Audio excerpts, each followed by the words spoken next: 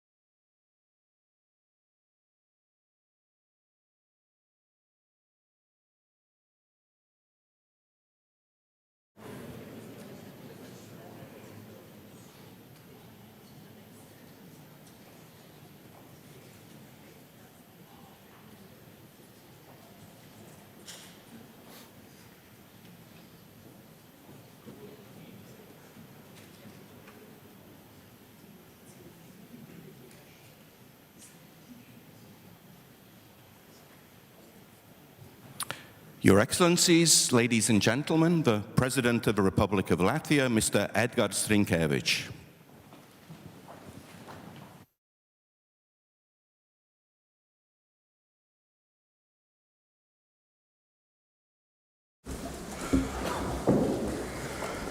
A very good morning, everyone.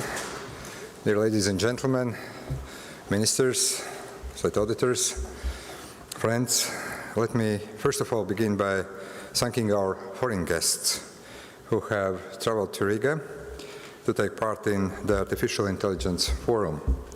And I also want to extend welcome to everyone who is here from Latvia, from all walks of life, academic, political, and also the business.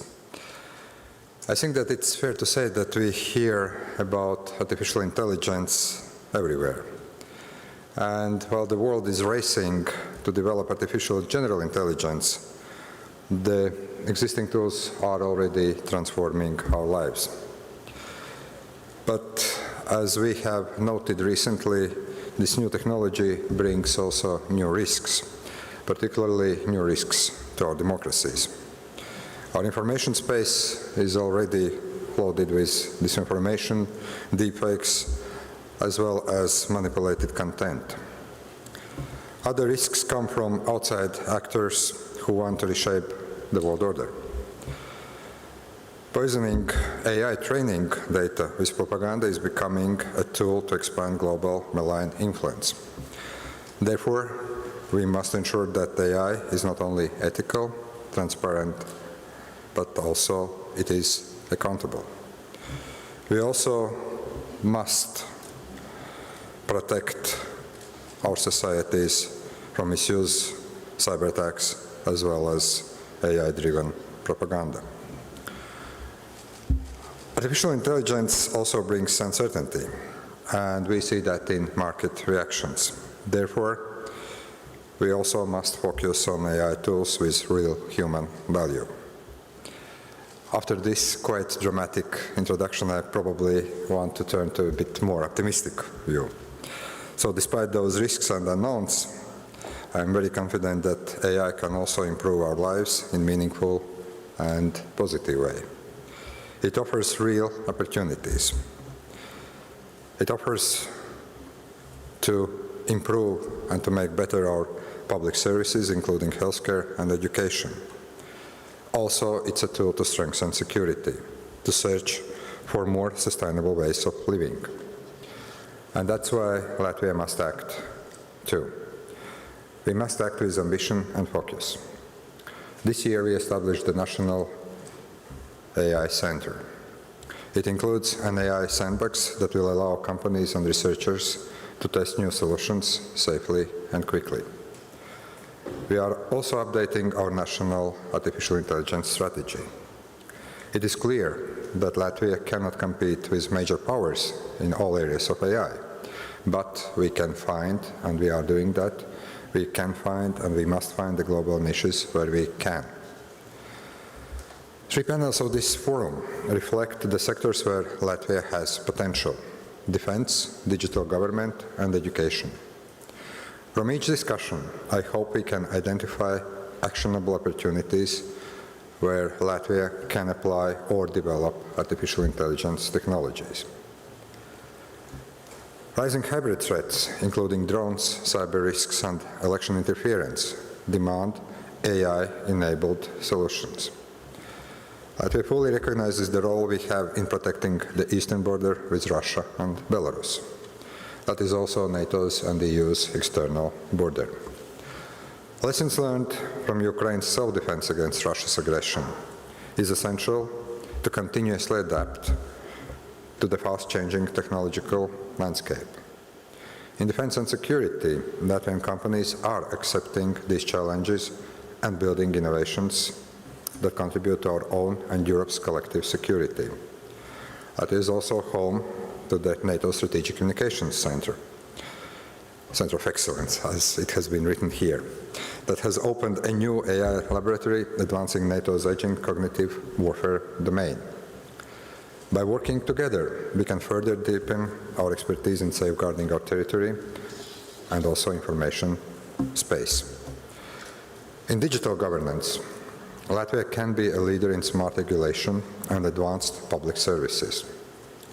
As the European Commission updates digital rules, Latvia should advocate a framework that is predictable, innovation-friendly, and safe.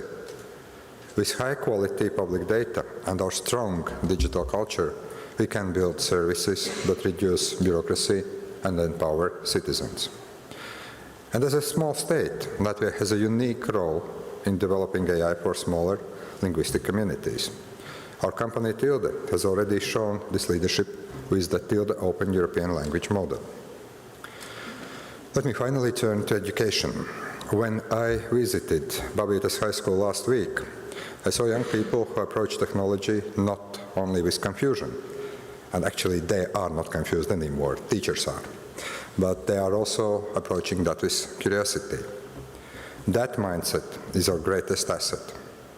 We must use AI to amplify their talents, not replace them. And it is essential that we make these tools available to all students. The most important question is not how AI works, but what it changes in us, in our habits, in our choices, as well as in our skills. In the end, our goal is simple. We want AI that strengthens our democracy, supports our security, grows our economy, and helps our people to learn and create more. Latvia may be a small state, but AI can help us overcome the constraints of scale and excel in what we do best. So I very much wish all of us a productive forum and look forward to the results and conclusions of your discussions. Thank you very much.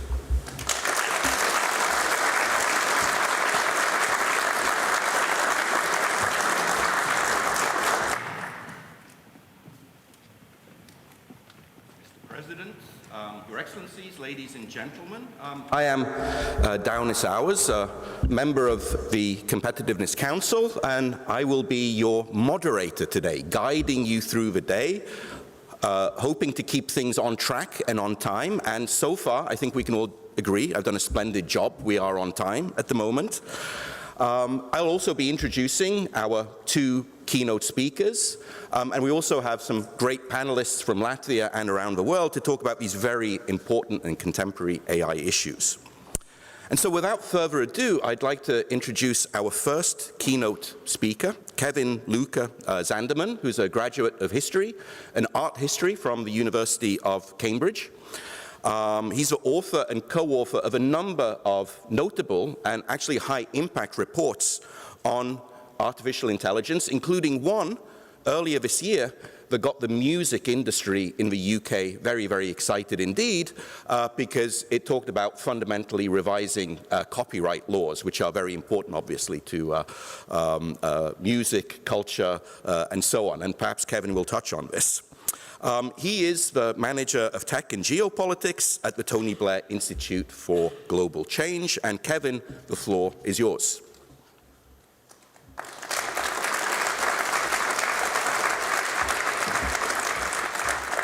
Thank you. I think this was a very generous interpretation, because I would say the music industry wasn't as excited, but we'll get to that as part of my intervention. Your Excellency, Minister, everyone, it's a great, great honor to be here with you to talk about what I care the most, which is indeed European competitiveness.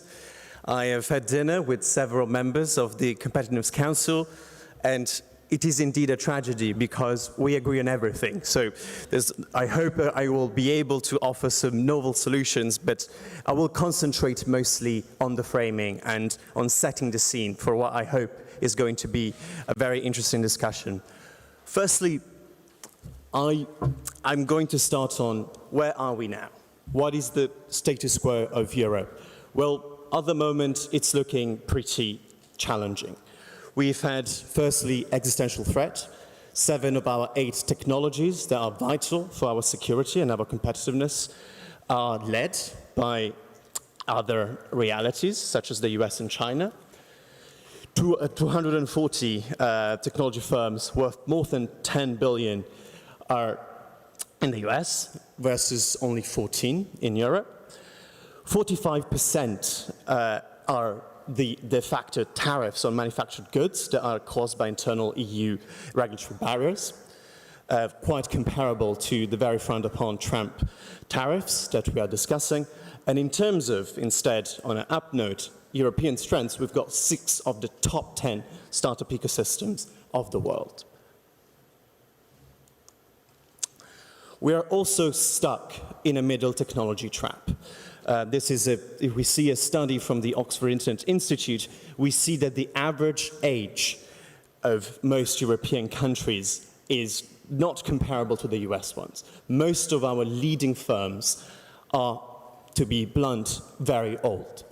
We see that, and they're also leading in terms of the previous revolutions, the first and the second, but we were lagging behind when it comes to the revolution of ICT from the 70s and the AI one that we are currently living. So it's worth reflecting on why we are stuck in this trap, why even our R&D is still so firmly anchored in our traditional sectors as opposed to concentrated on creating the champions of the future, which we need so much. So, given that I'm a historian, I thought it was worthwhile starting from where we are and how to compare that with our previous episodes that, in my opinion, offer an interpretive key to get out of this mess.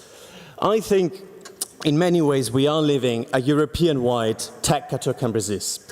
Katokambrisis is a very famous treaty you see here signed by Philip II of Spain and Henry II from France, which in many ways defines the end of Italy.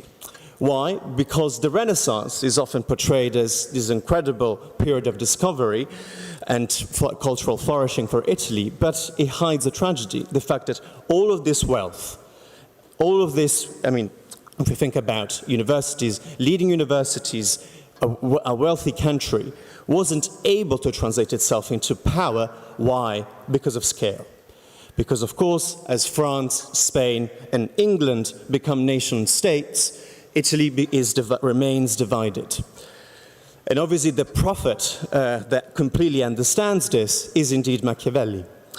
So in many ways, modern political theory as we know it, born with Machiavelli, with Guicciardini, doesn't happen in Italy for a chance. It happens as an intellectual device to respond to the decline that they were observing. We are facing a very analogous situation where, if we think at the meeting between Trump and President Xi Jinping, it's worth thinking, what would we have to offer? What could we offer at the table as Europe? And unfortunately, the answer right now is that we can offer incredible wealth, 11 trillion, for example, of cash the Europeans save every year, the highest saving rates in the world with 15%, incredible researchers, but is this translating into power and global competitiveness? No.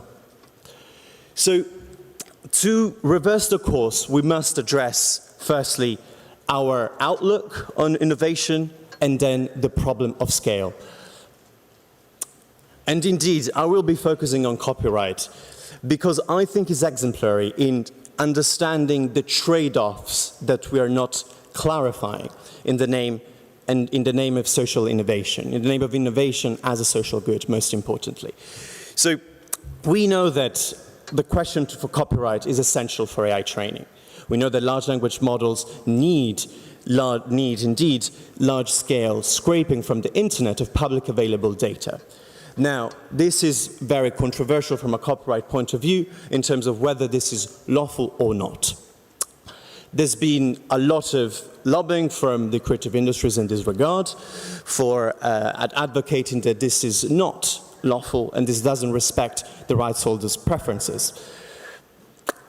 On the other hand, big tech has, I think approached the debate not in an intelligent way, completely dismissing the question. Now, I do think the question is, and dismissing the concerns of these rights holders.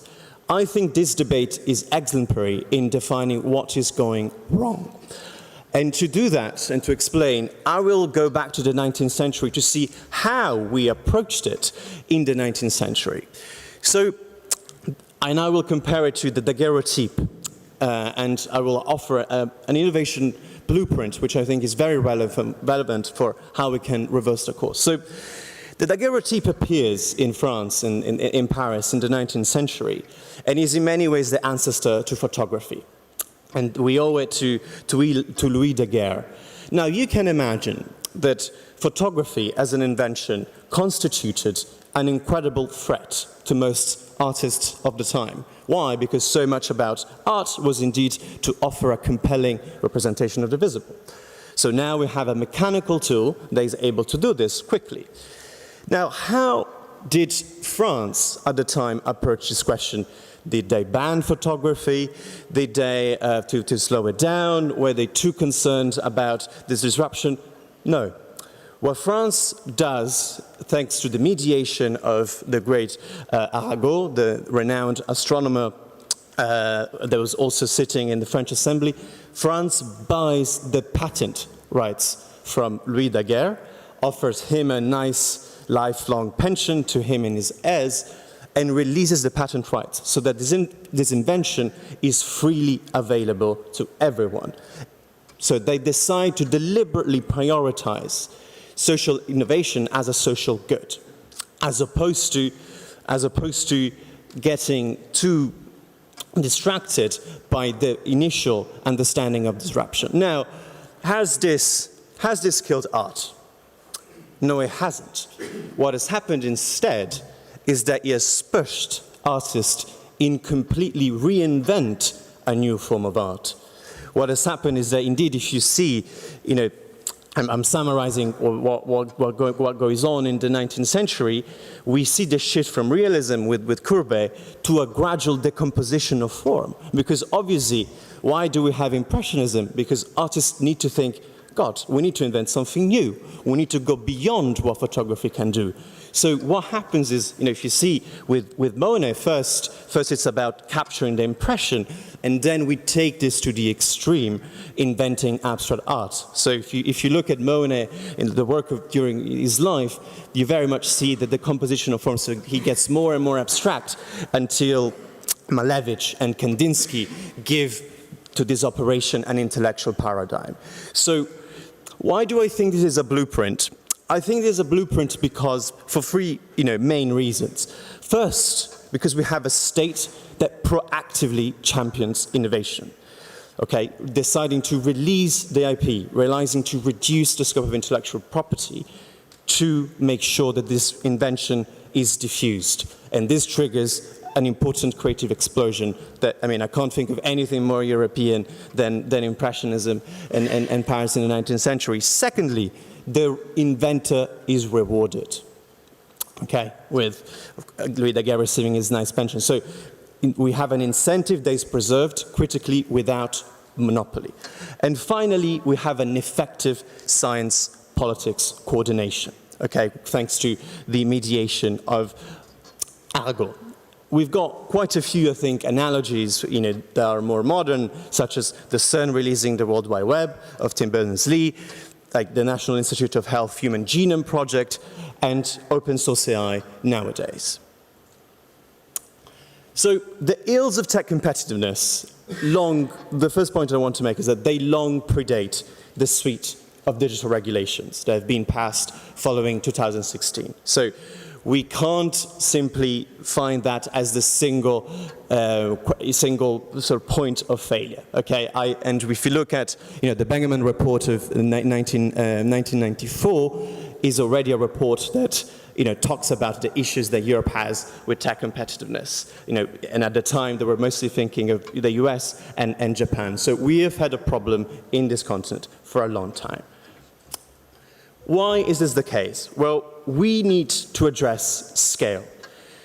Europe doesn't have a shortage of talent, and we are not less entrepreneurial than the US. A quarter of US unicorn founders are from Europe, in the US are from Europe. So I don't buy the anthropological, sociological questions that we are less entrepreneurial. We are not. But we have an issue with scale. We are basically the US in the 70s. The US faced this problem and has enacted a series of key reforms that enabled its ecosystem to create Silicon Valley and have economies of scale. The first reform that is really important is ERISA. ERISA basically, and I will not go into too much into the details of you, but it fundamentally turns savings into innovation capital. It enables pension funds to become institutional investors. It enables them to invest in VC up to 10%, and this causes an incredible trickle-down effect. And most importantly, it creates VCs as institutions, as we know them. Because again, our sort of Western civilization is founded on many institutions, such as the university, such as the corporation.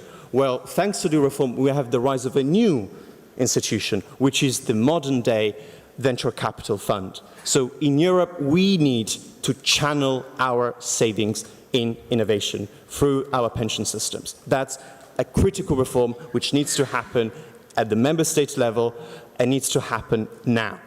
It's only this way we can begin to build Silicon Valley. And for those that are interested, I mean, this is one of the key texts of reference to understand more of what happened.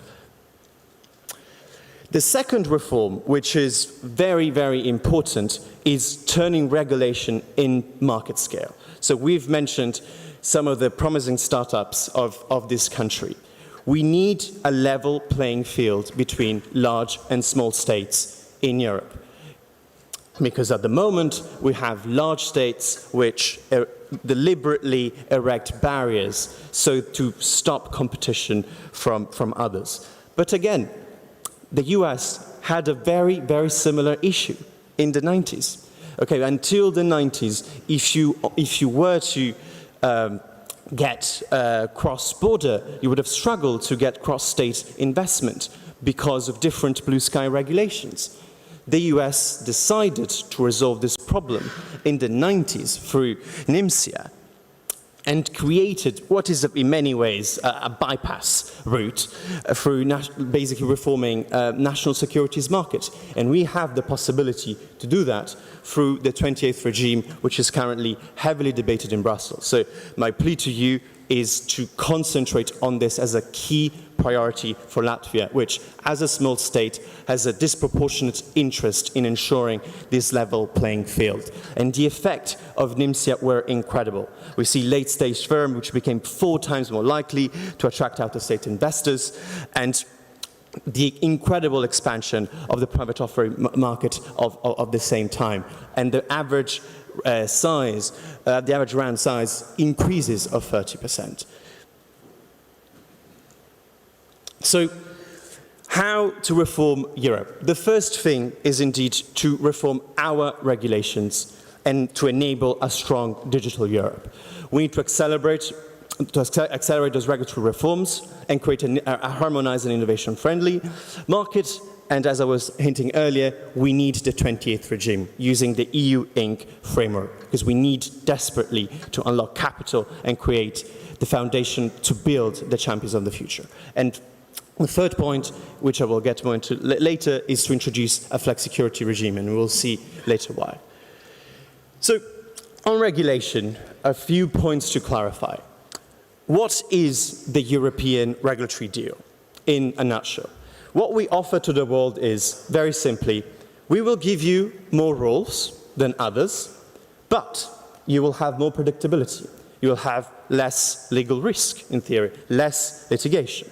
The US is precisely the opposite.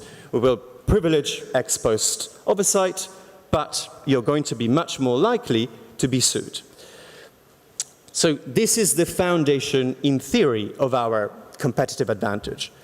But this deal is broken, because this predictability, which should offer the counterbalance to having more regulation, isn't there.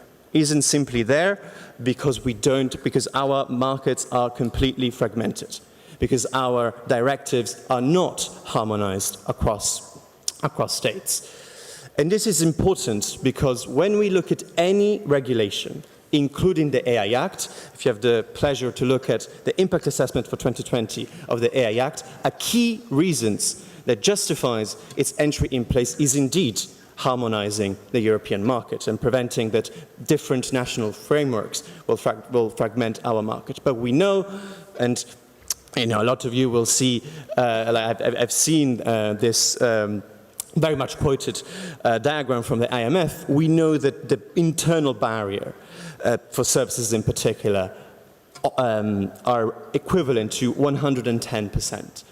So we know that this deal is broken, it's not working. We do not have harmonized regulations across different states, and this is unacceptable. Equally, when it comes to the philosophical underpinning of our regulatory system, we know this is based on the precautionary principle, which is hotly debated. Now, and this regulatory principle is enshrined in EU treatises. Now, it's important to understand why this happened. This happened because the 90s and the late 80s have been a moment in which citizens' trust had been eroded for a variety of reasons. We've had the asbestos scandal, we've had mad cow disease, foot and mouth disease. We had an entire suite of scandals which genuinely scared citizens and undermined their trust in our public health authorities, in scientific authorities in general. So in many ways it's natural that in the 90s as a continent we have decided to privilege this principle to respond to this lack of trust and to respond to the worries of our citizens. But is this the right approach to foster a successful digital ecosystem? My opinion is that it is, but we need to rebalance it. In particular, we need to shift our focus not exclusively from safety and ex-ante regulation, but in particular, a regulation that optimizes for value capture and diffusion.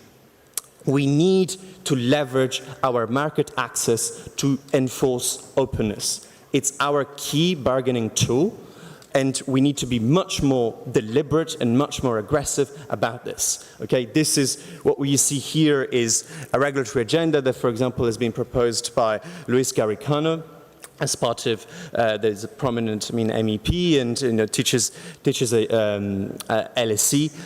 And what we can look at is, for example, what we have done for our payments, where we have mandated standardized APIs and open APIs. And this has led to incredible fintech innovation. It's no coincidence that one of our most promising giants is indeed Revolut. So this model, if applied correctly, works and works quickly. So we need to build this data advantage, and we need, coming back to rewarding invention with Louis Daguerre, we need to reward open data. And we need to incentivize, create the right system of incentives for companies, but also national authorities, to share this data and to share them with standards that are interoperable and effective. So in terms of the 28th regime, again, my plea is there's an ongoing battle in Brussels with a lot of different stakeholders trying to transform the 28th regime in a directive as opposed to a regulation. The Commission is working on a proposal they'll have to release in January or in early 2026. This is a key battle for European competitiveness. We need a single framework to enable our startups to incorporate, and this needs to be applicable everywhere. We need, a sort of 28th, virtual state where when startups can easily file, can incorporate, and have a standardized contracts, particularly for stock options. And this is important because, for example, startups are, usually cash stripped. So what they offer, on the other hand, is equity. But given how balkanized this system is right now, we are effectively constraining their growth. We're killing it in the first place. So we need the EU Inc. to become the framework for European startups. And again, this needs to be a regulation, not a directive, because otherwise we are missing the whole point. The second part of the competitiveness agenda we need to come back, we need to have disruptive innovation again on this continent. We are very good at incremental innovation, but it's important to point out that these two types of invention have very different failure rates and are very different. So incremental innovation, which is what we excel at, has a failure rate usually of 20%.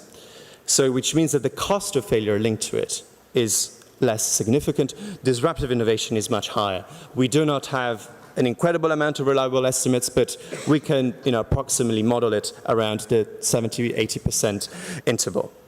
So if we look at the graph on the left, we see that most of our investment is indeed in incremental innovation. And that's why we are stuck in the middle technology trap. So how do we enable the change, and how do we bring disruptive innovation back in Europe?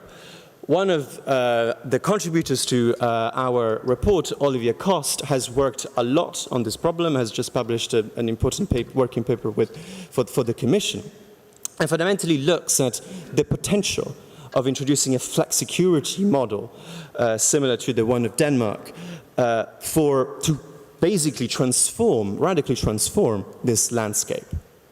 And what he has found out is, for example, that R&D intensity as a percentage of GDP after the introduction of a flexicurity regime in Denmark in 1993 more than doubles in the space of 3 years. And this is because we are lowering the cost of failure for startups, and that means that companies are much more incentivized to invest in high risky but also high reward innovation. Because again, if we want breakthrough innovation back in Europe, we need to understand that the failure rates for this model of innovation is indeed very high. So we need a labor regime which on one hand is respectful of our European tradition of protecting workers, but again, protecting workers, not jobs. So we are different from the US. We have a social democratic legacy, which is important and is part of our values, but we need to make this fit for the 21st century and, again, to bring disruptive innovation back on the continent. Secondly, we need to build our foundations for the AI era. So we need to secure at least a 10% of compute. This is a sort of an aspirational target. There's a lot of movement going on with AI factories at the moment and the consortia being awarded. In many ways, this is like Europe is stepping in the right direction, having transformed Euro HPC from a much more myopic focus on research to one that is much more centered on commercialization and innovation. Secondly, complete the energy union and harmonize rules once again, and to initiate a continental energy program, particularly centered on nuclear. I know that there's a lot of discussion in this country in partnership with Estonia for how to move forward in this direction, and it's very much one that I would completely endorse. Third, accelerate AI adoption. So we need to build a trusted and interoperable ecosystem that is based on Europe's advantage, which is open source. We're very strong in open source. Think about, for example, Hugging Face. If one looks at, again, how active most of European countries are, and measured in, for example, GitHub contributions, or again, in the Hugging Face repositories, it's very clear that we can build a competitive advantage in this area. And again, to channel what can be our niche, which is in applied AI, in what are probably going to be highly regulated sectors such as education and healthcare, as we were saying earlier. Secondly, to promote sector-specific AI adoption regulation packages. And indeed, here the AI Act needs to be reviewed because there's far too much conflict between the AI Act and existing sectoral regulations, which have not been addressed. And for those that are interested, please check the Philip Hacker paper on this, which goes quite in depth. So this needs to be resolved. It needs to be resolved technically at the AI, as part of the AI board. And finally, align university systems with the needs of our era. And I'll go in depth more about that. So, I was mentioning earlier the role of institutions, and the rise of venture capital as an important new institution. I think our universities are in a crisis at the moment. They are struggling to be relevant and to offer solutions to the competitiveness agenda. And a lot of this problem is linked to the fact that they are not autonomous and there's not enough competition between them. So we need to change this, we need to radically alter this model. So the very famous paper from Philippe Aguillon that has won the Nobel Prize this year emphasize how this autonomy and this competition can be an incredible driver for performance. And in Europe, we actually have a very good empirical case study, which is Belgium. So if you look at Belgium and compare the Flemish part of the country with Wallonia, Wallonia has a lot of, doesn't have much autonomy in its university systems, whereas the Flanders do. And there's a very clear stark differential of performance between those two. So we need to offer universities as much autonomy as we can and offer as much, instill as much competition as possible. Latvia is well positioned in this regard. As you see, you are the first in class when it comes to the financial autonomy of your universities. So well done on that. But it needs to improve when it comes to the autonomy of for example, setting the curriculum. But in many ways, what can happen is to go beyond that, which means to create new institutions. Because a lot of the disruptive innovation that we are living isn't happening in university labs anymore. It's happening in meta-science institutions such as the ARC Institute, or, for example, such as DeepMind, and this has been happening for a long time. If you think of the Cambridge Laboratory of Molecular Biology, which was instrumental for, again, like DNA discoveries, or, again, Xerox PARC. So we need different types of institutions that are alternative to the university lab for research. And my pitch to you is this nice figure that you see there, the European Social Fund, which is a very important part of the European budget. And it's being renegotiated, like the one, the current one finishes in 2027. So at the moment, the European Commission is thinking about the next one. Well, my pitch to you is to think about how to use this European Social Fund, which is central for social cohesion. How can we use this fund to help people reskill in the AI transition? It's a lot of money, and usually member states don't come with good ideas for how to use this money. So important to focus on that for the next one. Finally, how can we do to strengthen European stack engagement to increase global influence? I was hearing before that this part of Europe has indeed a digital-first mindset, and is far less technophobic compared to other parts of Europe, for example, where I come from. This is a tremendous asset. And again, we need to be much more bullish about the excellencies that we have. And this is a very clear area where Europe is leading. We are the world's leaders in digital government. And do we export this government stack? Do we integrate this as part of our global engagement strategy, for example, as part of the global engagement? Do we offer this to other countries as a model for their governments to, again, be the sort of personalized, proactive state of the 21st century that Europe is in a very good place to offer? So, again, we need to be a bit more explicit and deliberate about the competitive advantages that we already have, and I think this part of Europe is key in advancing this forward. So, what is the vision in summary? I think it's important to understand that Europe at the moment is in many ways the US in the 70s. We haven't resolved issues of scale. We haven't, and we need to rebalance our regulatory focus. But we are not less entrepreneurial. We are not less talented. It's just a matter of actually implementing some of the key reforms where there's been a long-standing policy alignment, but it's now a matter of political execution. And we desperately need political leadership that is willing to enforce this and pass this reform and convince our European electorate that this is what we need, that we can't preserve the status quo, we need to change. And the key ones I'll summarize are firstly an ERISA-style reform to mobilize savings for our innovation capital. Secondly, the 28th regime as a regulation to enable our startups to incorporate quickly with an API-first framework and scaling up across the continent. We need to introduce a flexicurity regime to restore critically, the profitability of venture capital, because if we can't, and the cost of failure is too high, no VCs is going to invest in Europe.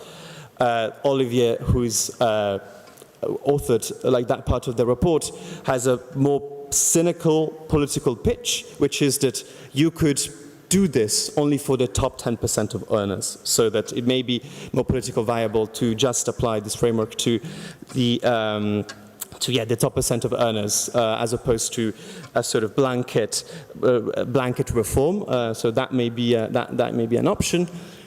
Be very proud of our digital government stack and export it as part of our model to reorient our regulation from a near exclusive focus on safety to value capture and actually leverage our important markets.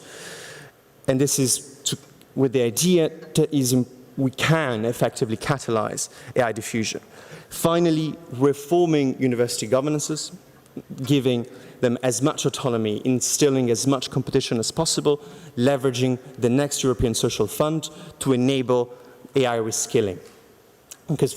Because in this respect, the European model, which is very based on the Humboldt model of the 19th century, is far too rigid. Fundamentally, our universities, and Dale will talk more about this in his keynote, our universities do not offer enough reskilling pathways. So, for example, the UK has worked a lot on this with universities such as Imperial offering computer science conversion courses for those that don't have a STEM background, and I think this is the right direction, because the advantage that Europe can have in applied AI is indeed to couple domain expertise with AI. So if we offer meaningful pathways for people with existing domain expertise, and we give them an upskilling pathway provided by our universities, and we enable them to compete for this type of reskilling, we can really have a game-changing ecosystem. So, in a nutshell, I think what we need to work on is we need to build a European model that is chosen, that is attractive, not simply complied with. And this is a nudge to the Brussels effect. We don't simply need to legally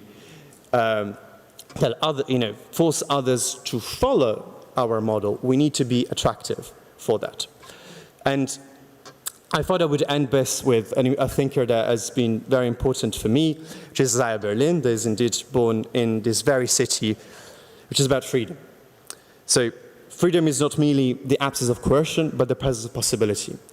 And I think in Europe we have worked a lot we're working a lot on the first one, on stopping interference and allowing ourselves a little bit too much to be defined by others, whereas we need to be confident about our own model, which is much more sensitive to, again, the most fragile parts of the most fragile members of our society. But we need to couple that with a competitiveness agenda that works. And we need to shift from basically what is constraint of ambition to enabling it. We need an architecture of possibility, and I think we can do it. Thank you very much. It's been a real pleasure. Thank you.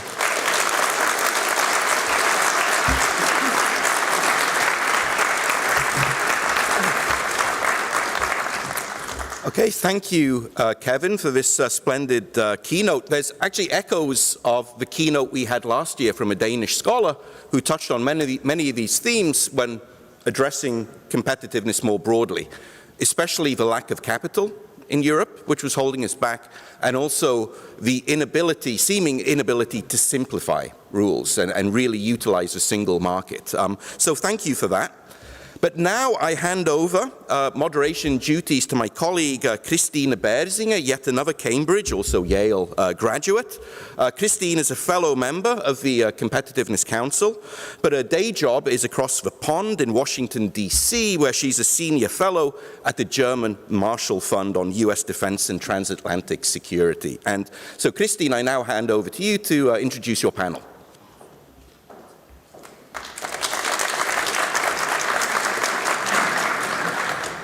Thank you so much, Dauni. I would like to introduce the first panel of today, and we'll have some repeats as well as new voices here on stage.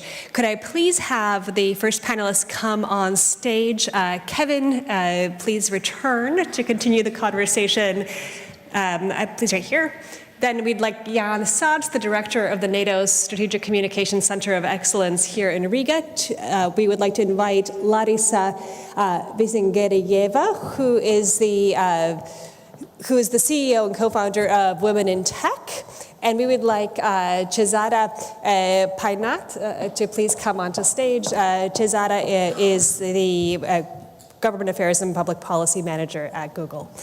So thank you all for joining us for this panel. We have a big title, AI for Security and Competitiveness in Small States. President Rinkēvičs kicked us off with the imperative to have value in our societies across various sectors. And security is, of course, incredibly important, especially sitting here in Riga. How do we build prosperity and how do we ensure our security? So the concept of security is something we're going to play around with, not only in the traditional sense of defense, because of course AI in defense, you can think of drones in the case of Ukraine, and cybersecurity, information security, but more broadly, what are the advantages that AI can give us when you look across the workforce, look across various elements of resilience that we could be looking at? And then what does that mean for competitiveness? And in turn, how does greater competitiveness going to make smaller states like Latvia more secure? What is this relationship between defense and the need to be defended? And this is something that is really crucial. So we're going to go from the harder security elements over to this broader concept of security over the next hour. I want to kick us off with this, a local perspective, but a NATO perspective from Jānis Sārts. Jānis, how does AI and security look to you? What are the elements of it that are worrying you on the more pessimistic side, but what are the optimistic sides of it as well, sitting here in the NATO COE? Well, thank you very much, and I'll probably start with my kind of statement on Kevin's presentation. Actually, Kevin is a big optimist, I think. You still believe in a global market and that these things would work in the contemporary context, and I would hope you're right, but I'm afraid you're not. So the way I think about AI is not in terms of a market, but in terms of power. Power is what is the essence, I think, of AI, and if I look at the parallels, actually the most common parallel is the nuclear bomb, rather than anything else. And actually, I quite like also the parallel, the context, when the Manhattan Project was put in place, which is where the two powers were striving for dominance, which I find happen to be the case right now, where the two powers are striving for dominance and conflict, both cold and hot, is not out of the question. And then this big power element, AI, is coming into the picture. And what we can also learn from US is that actually global market logic is not anymore enforceable, because if that's about power, if you don't have a security of supply to deliver AI, you're not having it that much. So do you have, or do we have as Europe access to the chips? Do we have access to rare earth materials? Do we have access to energy? And I think we can talk about the kind of great European minds, and I agree, and there's a lot to do for innovation and capital availability. But unless these three things are addressed, which are of strategic, not market thing, we will not be able to be in that race. And I think that has to be understood, the context. Now on to the more, my backyard, which is the cognitive aspect of the AI. And that is where I think we have to be very much warned that, yet again, in this geopolitical competition context, upstream of every weapon system, upstream of every tank, there is a decision to employ it. And it happens so that AI is actually transforming the way we humans make decisions, and is much more transformative to the way we build perceptions of the reality than any of the social media has ever been. If you look at the current kind of context of what AI is doing, and it's not like thinking in like 5 years perspective, it is, and we have at least 5 peer-reviewed studies on AI demonstrating better persuasion capability of humans than a human would. Of course, you would probably top-notch experts would outperform AI, but still very convincing. The way AI builds relationships with humans, OpenAI kind of report on the usage of their model kind of shows how humans use it as a relationship model, much more than anything. We have emerging data where people actually fall in love with these systems. They build these in-depth attachments. And that is happening right now. In the age groups up to 30 years, 40% of those using AI end up having a relationship, one or another one with that. Of course, we can wonder and ponder what it happens, but to me, that means the influence potential of that is going to be, is already tremendous, and is going to grow. So we, as a democratic society, is depending on free flow of information, engagement with each other. We're very much kind of exposed. And I know what? That China and Russia would look at it and that say, well, that is an opportunity. I always wanted to control my population. This is eventually the tool that will deliver that to me. How we are delivering these resilience levels is a big question. And to me, the research is going in the direction that is relative to the more foundational, like military applications in the security and others. This cognitive dimension is very much overlooked. When I look at our counterparts that I would work with in US on these projects, or Europe, very few AI laboratories actually look at that particular aspect. And that is, I think, something that I have to be concerned about. But of course, that is also, the revolution just doesn't have the dark elements. It has a potential of corrective. So I do assume the future of information infrastructure will not be social media or internet, it will be AI. And within that, we all will end up having our own AI assistants that will be giving us the sense of the world. And if we do that in a right way, we can self-correct some of these and kind of get the best out of the human being by having that kind of, there's no deep fakes, or that very fun video that you saw, or that video of the politician that is doing all these bad things is actually, a deep fake video done by that and that. On the other side, you might have the same assistant that you happen to have for free, actually bringing you all of these deep fakes just to make you sure you kind of behave. And what I predict is in that environment, we will have full trust in that system, because the way they can psychologically profile today the human being, every single one of us here in the room, is quite tremendous. And based on that, the manipulative effects are very finely targeted. So we'll be having a trust. And how do we prepare for that? How we make sure that the kind of better form of that interaction takes place? And that is, I think, one of the key concerns, and that what we are trying to work, that there are recipes, not talks, but recipes. What should we do it? And also, of course, given that we're in a geopolitical competition, how do we bring the fight to the other side? Because, like, I think in this kind of context, the same thing that is in the kinetic battlefield. The one that has initiative is prevailing in the battlefield. We're always on the defensive. We're not going to prevail if we're keep doing that. So I think about how we turn the battle around and we go on the offensive. Thank you so much, Jan. I think there's a lot of headwinds you have outlined. We don't have the cheap energy. We don't have the regulatory framework. We don't necessarily have all of the tools in place yet.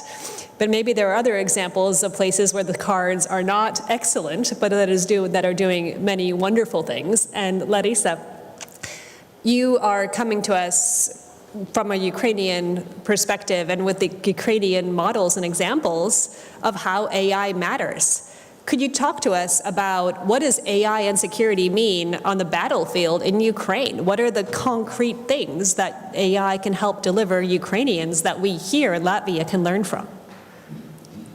Yeah, thank you very much, and thank you very much for the invitation to this forum and giving me and all the voices of Ukrainian armed forces a voice here to give the examples of what's already is going on the battlefield. I'm working with armed forces of Ukraine, and especially with the military R&D. And maybe I would like to start with a citation of one commander of the 3rd Assault Brigade. He said that AI won't change or won't impact this war, but AI will definitely decide the next one.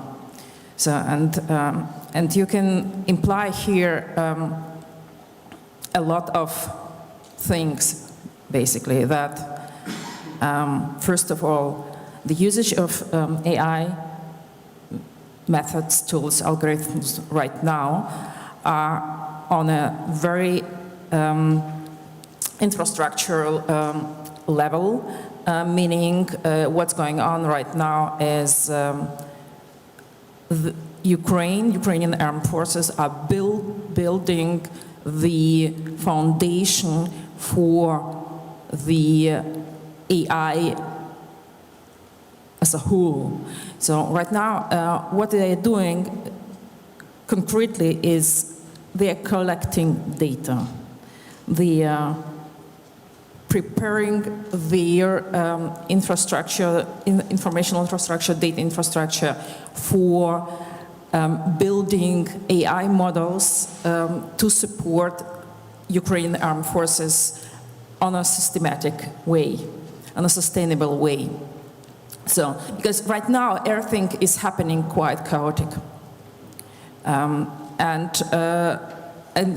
one day they will systemize it.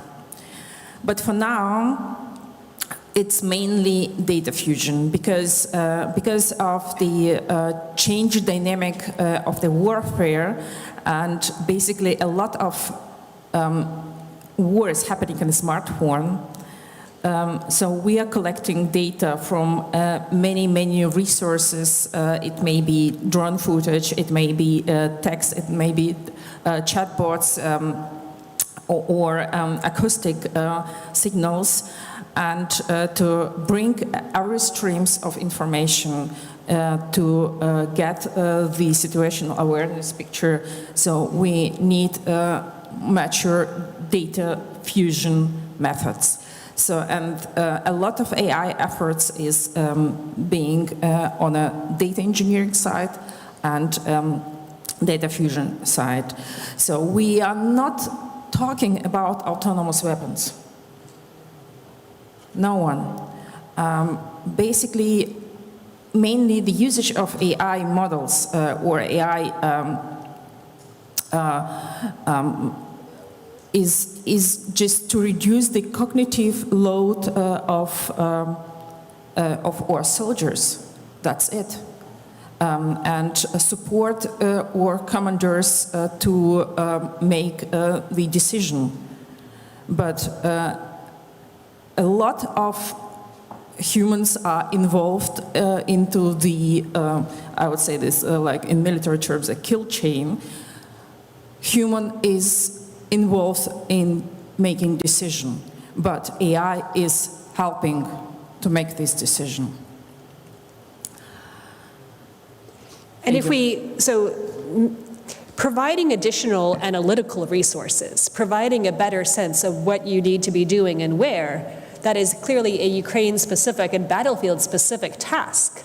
But when you look back here in Latvia, and in all of the smaller countries, workforce, the armies of analysts are not here in the way that China can throw humans at a problem in the same way. Do you see this analytical advantage, something that is transferable outside of Ukraine as well?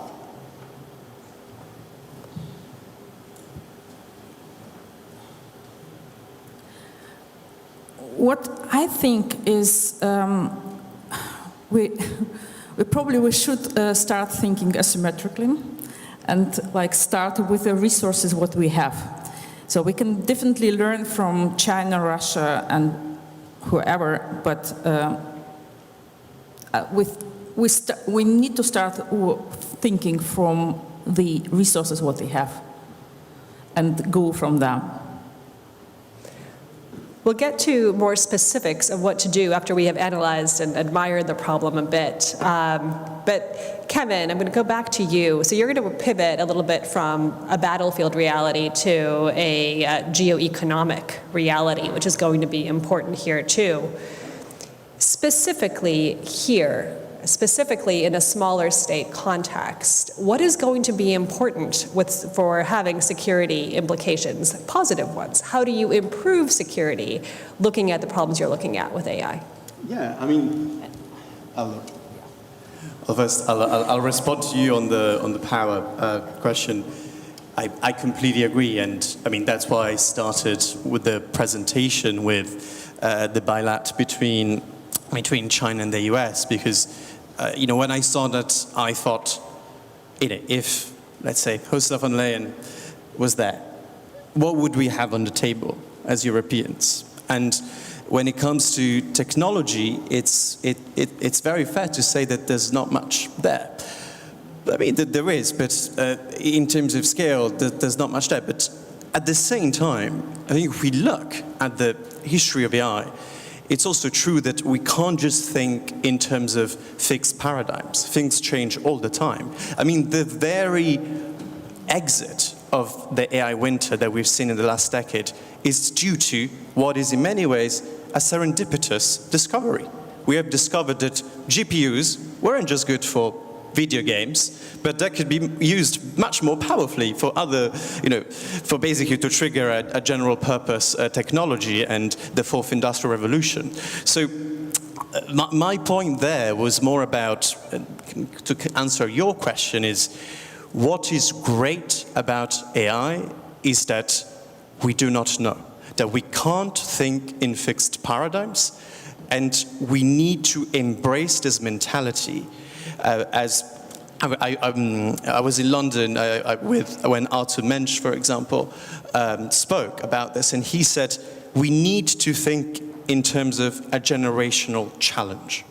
Okay, what we face is this gap in terms of competitiveness and security with mostly the US and China, but we don't necessarily need to kind of use their paradigms. That's why I was insisting, for example, on open source. New architectures are invented all the time. Again, the Transformers architecture, 2018, attention is all you need, which creates large language models as we know them.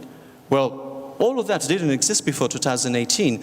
And so what's important to do is to create the right, first of all, to instill the right mindset, and then create the right institutions. I mean, you were mentioning like what happened with the Manhattan Project. The Manhattan Project was a completely novel institution. Again, it wasn't born out of a university lab. So when we are pressured from a security point of view, we do come up with new institutions. And I think what a small country can do is to think about that. How do we create research institutions, particularly, I'm thinking in terms of meta-science, that can challenge, that can be disruptors for those paradigms. And that's where I would concentrate my effort. Because a lot, you know, all of the other parts of the equation, I mean, from a data point of view and, you know, a compute point of view, I mean, for now, the scaling paradigm still seems to be, scaling law seems to be a thing, even with Gemini and TPUs. So we can operate under the assumption that that's still there to stay. But we can think about how to be niche in our applications, in our applied AI. That's why I'm insisting the sector, like the intersection between our AI regulations, the AI Act, and the sectoral regulatory framework is so important, because that's where, as Europeans, at the application layer, that's where a small state can compete in that specific niche. But that can happen only if we rethink the way we do research, because it's very clear that, again, if we look at AI, most of the leading work is done in those private labs. Like, they have emerged as a new way of doing research. So that's where I would concentrate my efforts. I know that as part of the State Competitiveness Council, you have some very bright PhDs. That's one case. You know, why, I mean, most of those labs, I mean, we take for granted that, I mean, someone in their 20s can lead a lab. You know, it's normalized, or can create $1 trillion startup. But try to replicate this in the university context. That's, I mean, borderline impossible. You finish your PhD. So we need to think about the Manhattan Project, Bell Labs, AT&T Labs. We need to look at all of those and think, what's the right system of incentives that can create, that can challenge, you know, the transformer architecture, that can challenge scaling law, that can create different type of infrastructure. Like, we need fundamentally disruption. And I don't think we can be as deterministic, because if we literally look at the history of AI in the last 10 years, it's the result of a lot of different events with, frankly, not much connection to each other, from the rise of social media to, again, the GPUs becoming, you know, important for other use cases, the birth of a new architecture. It's an entire sort of array of factors that then triggers this boom, and then we exit the AI winter that we were immersed in. So I would concentrate on that, but also enabling scale. So that's why I'm insisting so much on the 28th regime, because it's such a fundamental enabler for it. Yes, but we have to understand why to do it too, right? It can't just be AI for AI's sake because we want to be cool or we don't want to be left behind. But the reality of building all of these things, Cesara, so you are working at Google. Europe is incredibly important for Google, but so is, and so how do you see Google and AI? How are your links for bringing competitiveness to Europe, for facilitating it, for building AI tools on the European continent? What is the Google perspective and experience with that right now? Yes, thank you for the question. Good morning, everyone. It's a great honor to be here today. Thank you for the thought-provoking discussion that we are having today on AI. I think this is the power engine of the new technological revolution. And when we speak about AI advancement right now, we should not only think of LLMs and generative AI, but we need to think about the breakthroughs in medicine, for example, in chemistry and physics that would allow us to find innovative solutions, for example, for fighting cancer and for many other world issues that we couldn't just have tackled before with the available technological resources. So with that in mind, what does it mean to be competitive right now at the European level, also as a member state? And I know that this panel focuses on smaller states and what they can do. And I'll start with that. I believe smaller states have the competitive advantage of being more agile, of innovating faster and more efficiently that perhaps other member states are not necessarily willing to do. And I have to say that I've been reading through the strategy of Latvia on AI and about the important milestones that you have already put in place achieving in AI adoption in public sector, and also in terms of the concrete milestones, for example, regulatory sandboxes. This is something we've been discussing at European Union level, but I think at the member state level there are different discussions about how we want to implement this AI adoption. And if we look at the AI Act, this has the aim to harmonize legislation at your member state level. But now states are trying to implement their local policies on AI and local measures. Some of them are even gold-plating EU legislation, going beyond what we are having at the European Union level, that is not supporting innovation. Latvia is not doing that. I've seen very innovative proposals on how to capture this potential of AI, which is absolutely essential. We've been long discussing about Europe lagging behind in terms of global competitors, in terms of innovation and policies that are supporting technological development here in Europe and also at the member state level. And for that we need a couple of premises to be all in the same place. One is infrastructure. With new AI factories being here in Latvia, we have more premises to put that infrastructure in place, to make sure that we have the right premises. Also making sure that no one is left behind from the technological revolution, and that means skilling. It means that everyone understands artificial intelligence and know how to operate, how to embrace it without having fear about it or not trusting the technology. That means in public sector adoption, so that civil servants, public institutions would be able to also adopt this technology and implement it, embed it in their work processes in whatever way they want. Also in terms of people, citizens that are trying to use artificial intelligence, to make them all understand what are the benefits, what are the risks, how to prevent them, how to mitigate. And I'm happy to say that Grow with Google is one of the programs that we are deploying here in Latvia. For example, 6,000 companies, SMEs have been trained in AI, but also the Heroes of Internet program that we're deploying is providing AI skilling for teachers and professors so that they also know how to work with that. Going back to the regulatory environment, at the EU level we had 100 pieces of digital regulation in the past 5 years. That goes beyond EU AI Act, and now just 2 days ago we had the proposal from the European Commission on digital omnibus, including on AI, just to understand, because they need to simplify the rules that we're having at this point on artificial intelligence before even having it implemented properly, the AI regulation. But EU legislators already think of having yet another code of practice on AI.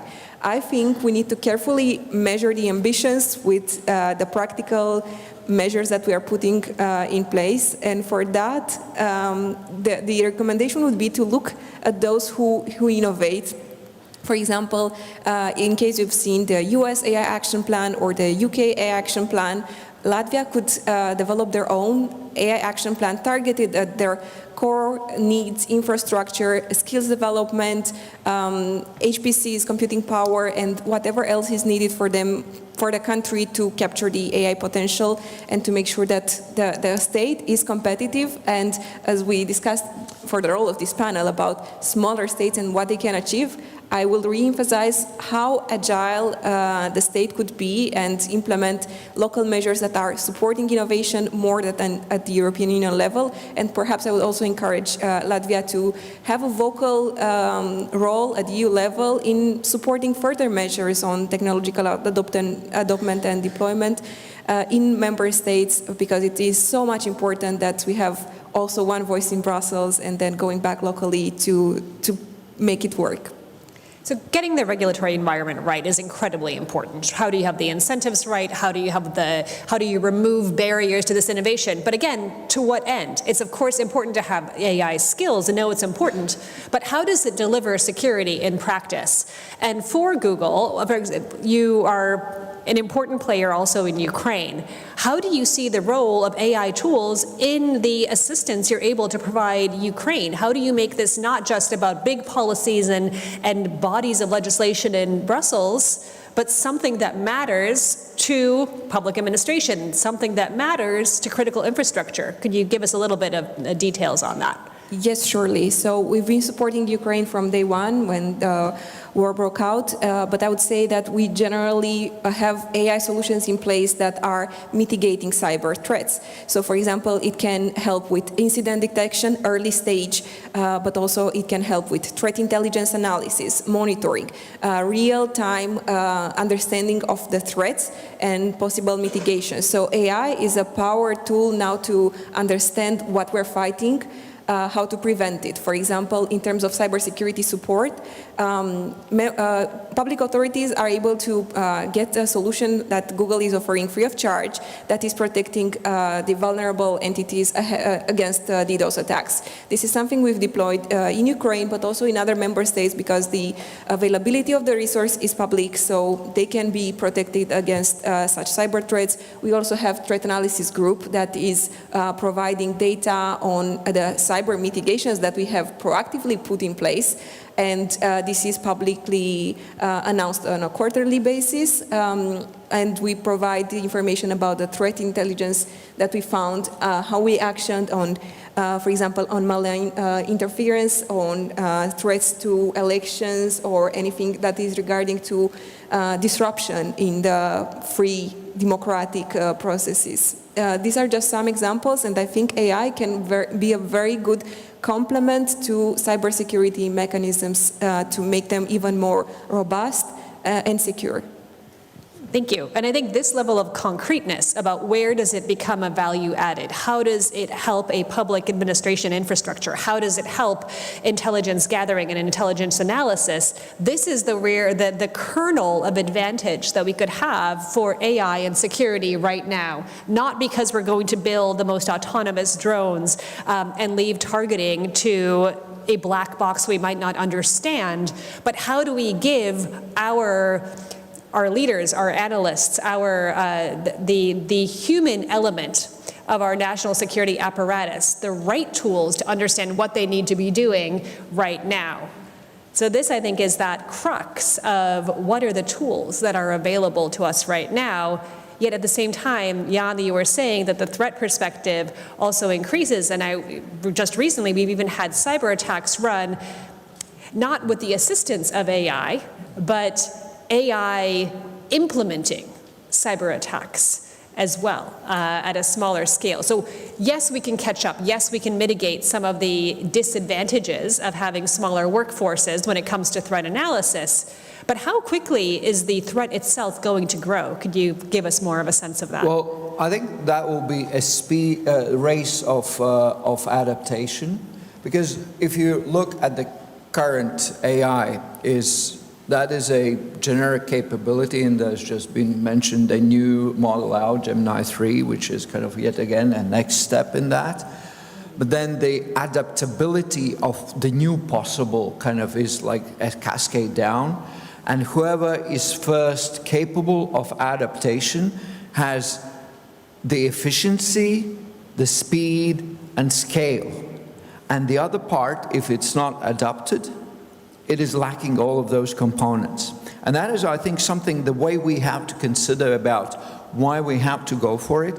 And I very much agree with Larysa saying, yes, right now AI is in the battlefield about sense-making. Sense-making, creating efficiencies and speed, and sometimes accuracy. Not all the time. But the future, as these systems evolve, will be actually, instead of you having a possibility to see what happens, and then, okay, I'll consider that and make a decision and act, it will be a need for instantaneous action, and therefore we'll have to go backwards. We'll need to have predictive systems then run on those. So, in a sense, when we think about what do we do as Latvia, is how we enter that kind of equation, how we create effects of efficiency and speed, not only the way we do the military operations, plan, analyze, but also the way we do governance. actually, I think with the future kind of leap, I'd say there's a big discussion about the governance efficiency in this country, as is in so many other countries. I think AI, when it is applied correctly, can solve 2/3 of these questions if you are ready to apply it, and that's another one. But then the flip side of that, we have to be very well aware, and I think we're seeing it also already kind of being established in a kind of market, is that once you are in the competition to increase the efficiency and speed, the flip side of that is many right now, the junior positions in a white-collar job are going away. And that's kind of, you can still keep them, and there are quite a big sectors that do keep it, but that's at the cost of the competitiveness. And that is what is going to happen in our case if we adopt it. That is, we have a large segment of population, the younger one, having no perspective of job, and I hope the education panel addresses it. And it is a current reality already. It's like you look hard at the data, it's not future, it's today. Or if you're not this is not happening, you're losing competitiveness. And of course, from the perspective of the kind of social cohesion, vulnerability of society, resilience of society, it is part of what we have to address right now, because we don't do that. That's a vector of attack. That's a vector of attack that will be exploited, and we'll see yet another kind of big movement that we will not like. I do want to learn more about advantages and not problems, because I think that we are creating an incredible collection of things to worry about. And if we only think about them as worries, we need to find those solutions. But human nature is that if you're fearful, you act much more decisively than if you're hopeful. I hope that those young people who are not going to be doing admin meeting scheduling are thinking instead about security solutions, because they need to come up with something that is marketable with their time. Larysa, I mean, what are you seeing in Ukraine of the adversaries' hunger, looking at tech development, looking at AI versus Ukraine? Is the fearfulness, is the need for Ukraine to do this at scale faster as an existential question, is that helping right now? Is that the magic that is going to help Ukraine long term? Yes, absolutely. You know, so especially the application of AI on the battlefield is not something someone mandate. It's a question of survival and at some point prevalence on the battlefield, and a lot of AI development like reducing the kill chain loop on the battlefield through the AI, also happening bottom up. Like it's not mandated. It's developed because of the need. For example, I'll give another example, not directly from the battlefield, but from the area of humanitarian demining. With the current methods or existing methods of demining, we will have nearly 200 years of demining time. With AI, we have a chance to reduce it to 7 to 10 years.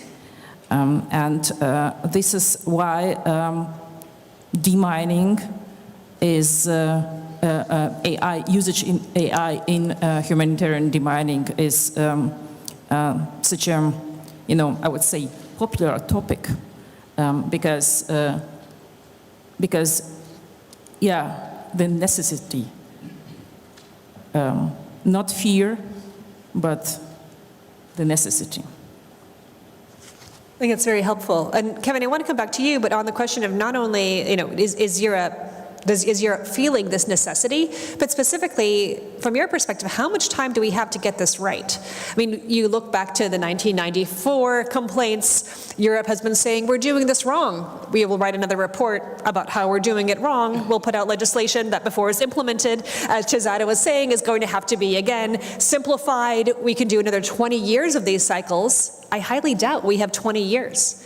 How many years do we have to get this right? Because when do we actually need that analytical capacity? When do we need the ability to have the infrastructure in place? When are we out of time in Europe? And how much time do we have in a smaller state where those needs are even more acute? Yeah, so, I mean, the reason why I talked so much about the US in the 70s and that cycle is precisely because we are in a similar position. I mean, the US did get comfortable. I mean, after post-war, basically facing unchallenged competition for a good 30 years, and then they see, oh gosh, there's Germany and Japan are beginning to be serious contenders, so what do we do? But I think the greatness, it was that they were able to gradually respond. It took time to understand what was the right policy agenda, what had to change, and as a result of responding to that decline, exactly, they created the venture capital firm as we know it. They created AI labs as we know it, et cetera, et cetera. So in Europe, the challenge that we have is fundamentally the political execution, because from a policy perspective, there's been a lot of alignment, at least since the 90s. I mean, some of it wasn't entirely clear. We couldn't probably predict being, so seriously challenged on hardware by Asia. I mean, this is particularly true for Germany. I mean, the entire shock that we're seeing now on automobile. But a lot of those points around creating a market that works were there. I think what was not there in the 90s, when we were thinking about the single market, was thinking digitally first. The single market had in mind, when it was created, with the LoRa, etc., had in mind physical goods mostly. So the challenge that we have, I think, particularly in Brussels, is that the mindset of the leadership of the various DGs still thinks in those terms. And that's why, again, the precautionary principle exercises this, I think, disproportionate influence, because our mind is still in that regard, so we haven't made as a continent the shift to it. But if we carry out those reforms, basically enabling the scale with a 28th regime, creating VCs that using our pension capitals to fund innovation and inject a healthy amount of competition in our universities, tackling your point, I completely agree. We can avoid the drawbacks of the US model. I mean, that's the very sense of the Draghi report, is we do not want to be like that, because we are not like that. But there's a way to do it. I mean, there's a way to do it which is where you just protect jobs for the sake of it. So stifling competition, stifling disruptions, which is what has been happening in Europe, where incumbent industries, and we see it with copyright, large editorial groups, Axel Springer, etc., they're able to influence very powerfully at the expense of AI innovation. So that's not the way. The way to do it is protecting people and ensuring this transition. So empowering universities on one hand to experiment and think about it, but on the other hand, protecting people. And in my opinion, what we can offer to the world as a continent is to have an AI-enabled welfare state that is much more centered on personalized learning, personalized healthcare. We invented the welfare state after the Second World War. That's our legacy. Now our task is to create the right incentives all across Europe, and in small and big states alike, to transform this model and making it tech-enabled. But in how much time? I mean, with everything that you're saying with the reform, is that this sounds to me like if we could move very fast, we're there in 4 years, 5 years. I mean, we should do it. We should do it now. I mean, the digital omnibus is already there. It's a start, but needs to be implemented. 28th regime, January, the commission. So it has to happen now. I mean, we are running out of time. But how much time do you think we have? Well, of course we don't have time, but my perspective would be if Europe is not moving fast enough, don't wait, go ahead. Yeah. Go yourself. And I think, for instance, on the key parameters of kind of what I would think constitutes sovereign AI capability is a compute and a data pile. You don't need to wait for Europe to go ahead. Go right now. Okay, and so what is that that you need to do it faster? So Google's trying to do it. Google is trying to make this happen right now. Besides the regulatory framework, what do you need right now on the ground in each country to be able to move faster? Is it energy? Is it infrastructure easing? What construction easing? Green corridors? What are the two things that are going to make something not a 5-year question, but a 1-year question? Well, I think $1 million question, but we need all the premises to be able to capture this potential, working together. I think we need openness from the public sector to be able to innovate. The private sector is already, more agile in providing innovation, but I think we need governments to understand the potential of AI and be open to embrace it. I think we need to acknowledge the economic growth potential that we have in the region, in CE, and more broadly, to work in partnerships with academia, private sector, government stakeholders that are all invested in different aspects of it. And that is the way to go forward, with regulatory principles, with on-the-ground right premises, infrastructure, and skilling, and of course, embracement from the public sector. And I think the last comment, maybe to Larysa, you look at this European EU-linked process, right? It's bureaucratic, it is long, it is full of missteps.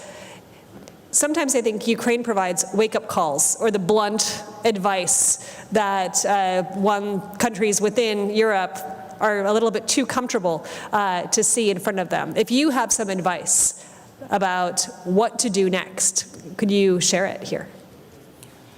Maybe top one advice is radical education, everyone in AI. I would say just for acceptance, for understanding, and for readiness to apply.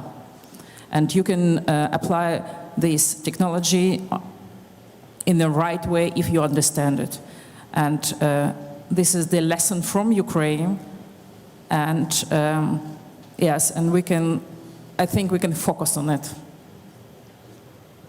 Thank you so much. I think that there are solutions here that we can apply that don't just wait on Brussels, but that is at a level of ambition, a lack of fear, the desire to implement, and we are small, so we can implement faster, potentially, than many others. And that's going to have outcomes. It's going to have security outcomes in terms of our ability to understand what we are facing, provide solutions to those things, and to provide an economic ecosystem that is able to make use of that to make Latvia more competitive and therefore a more important player in Europe and beyond. Thank you so much for your insights. Thank you for dissecting this and providing us tips.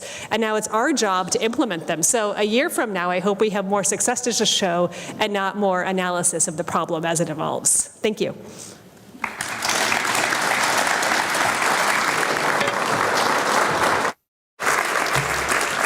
Thank you so much to Kristīne and her panel. And at this point, I'm afraid the President has to leave us. He has other things to be getting on with today. We thank him for his introductory remarks and his patronage, and enjoy the rest of the day. Enjoy the rest of the day, Mr. President. Okay, we now move on to our next panel. And I'll pass the baton on to our next moderator, Egle Markevičiūtė, who is a digital policy analyst at the Consumer Choice Europe, but has also served as a deputy minister at Lithuania's Ministry of Economy and Innovation. Now, I, through my think tank, Larysa, authored a report called Latvia 2040, which I thought was quite an ambitious foresight report looking 15 years into the future. Egle is a co-author of a book called Lietuva 2120, looking 100 years into the future. So the ambition here is fantastic. So, Egle, I hand over to you to introduce your panel.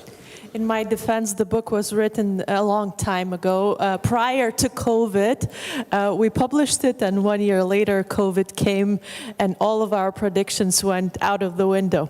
So thank you for having me here. Thank you for the organizers. Now that the president has left, we can have a more relaxed discussion, and I have an impossible task ahead of me. It's the last panel before lunch, so I have to make sure that all of you are listening to us, not looking at your phones. Second, we have 50 minutes in order to have some room left for the questions, so be prepared to ask questions or intervene if you want.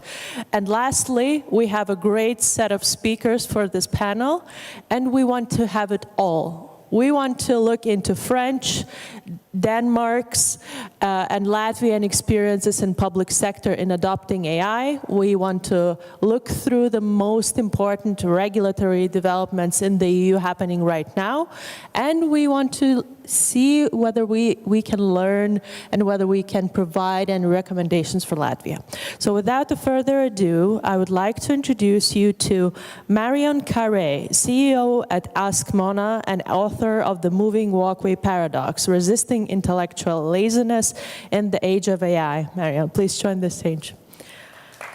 Round of applause. Mette Lindstrøm Lage, Deputy Permanent Secretary at the Ministry of Digital Affairs in Denmark, Head of the Digital Task Force for Artificial Intelligence.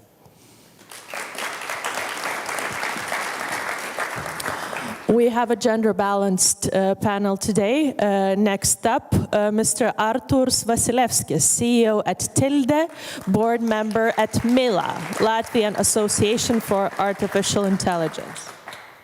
And last but not least, Mr. Edgars Kočārgins, Auditor General at the State Audit Office of Latvia. So I have to save time, so I would like to jump straight into country experiences with AI adoption. Ms. Carré, you are an author, entrepreneur, and among other hats that you're wearing, you're also involved in French AI adoption and application to culture and tourism sectors. Could you please share the main strategic points that France has for culture and tourism and AI, and whether there's anything you could share with us in terms of good experiences, bad experiences, and so on? Good morning. Happy to be here with you today. So indeed, I was involved this last year into the strategic committee for AI in culture that was created by the French Ministry of Culture. And more recently, I've been appointed as an ambassador for AI in tourism for the French national program Ozelia, which I can translate into their AI.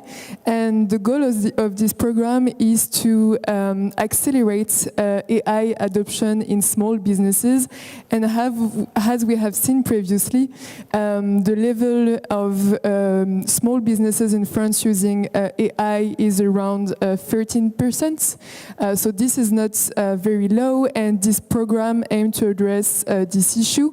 And among a lot of things inside it, one of the key measure is to have ambassadors, so sectorial but also local ambassador, trying to share and spread good practices around artificial intelligence, and also to create an online academy for AI capacity building for workers, so at all stages of work life, for people to be able to be trained and discover artificial intelligence. So going back to the field of culture and tourism, of course, there are a lot of challenges.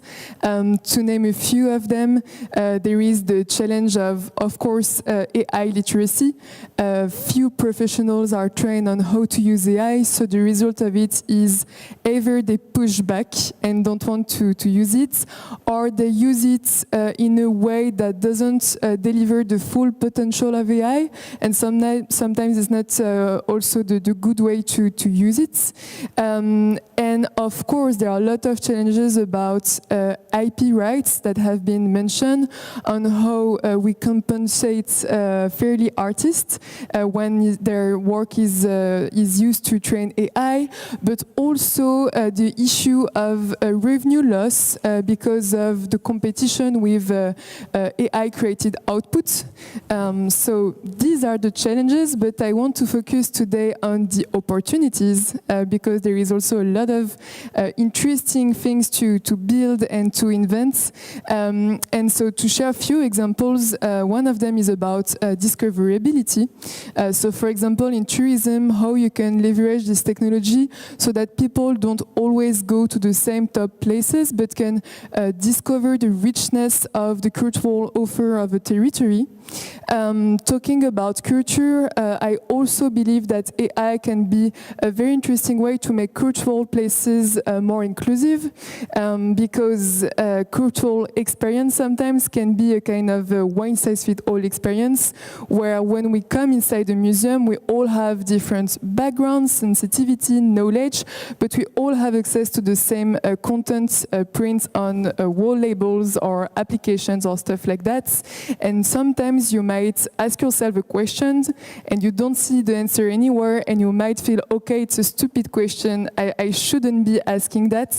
And I think AI can be very helpful for that, to be able to answer to visitors' question and personalize the way knowledge is shared in museum. And that's why we're trying to achieve with my company Ask Mona, that has been launched 10 years ago, and we were very lucky to be backed by the French government since day one, and work with major cultural institutions such as the Louvre, the Eiffel Tower, and today more than 200 cultural organizations in 14 countries. And I think in France we're lucky to have this support from the government, and to have a very interesting landscape of innovation in culture and tourism, because when you want to launch a startup in this field, it's not as bankable as if you're launching a startup in fintech, let's say.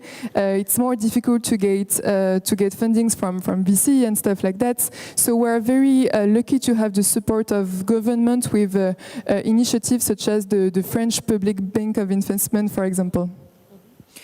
So you've mentioned that the AI adoption among businesses is around 13%, which is an EU average, I think.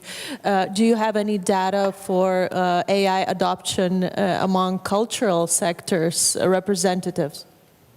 So this is quite hard to answer, because when we talk about culture, it's cultural and creative industries. So it's a lot of different industries, from the film industry to book publishing to museums, and they have very different way to operate.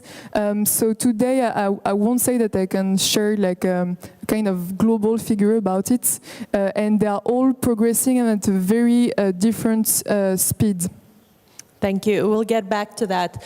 Speaking of AI adoption, Denmark is a prime example of how to do things well. Denmark has been, at least in 2024, Denmark has been a leader in among businesses for AI adoption, reaching up to 26 to 27%, which is almost a double of EU average in terms of AI adoption. Mrs. Lindström-Lage, could you please share the recipe for success? What have you done in the past in order for Danish businesses to adopt AI so openly and easily? And please reveal or share your upcoming plans for further AI adoption and application in both the public and private sectors. We want to hear the recipe for your success story. Okay, thank you. And thank you for the invitation. I'll try to do the recipe very short, because it might be a simple answer. It's not simple to do, but I think we have succeeded in two things in Denmark. We have succeeded with close collaboration with the public and private sector to insist on doing showcases, and by showcases I don't mean pilots, I mean implementing it not with 50% or 25% of the population, but with up to 90%. So this scaling up in close collaboration with the public and private sector, that's number one. And the other thing is making sure that the legislation is following, not behind. We always feel that it's a little bit behind, but simultaneously what you actually want to achieve. And this has been a recipe that we have been following with the digitalization we made in Denmark for over the past 30 years. And I think there's one big advantage for being a small country as you have here.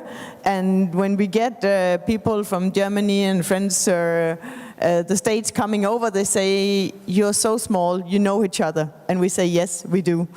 We know each other, so we can have close collaboration, and we have been building on that.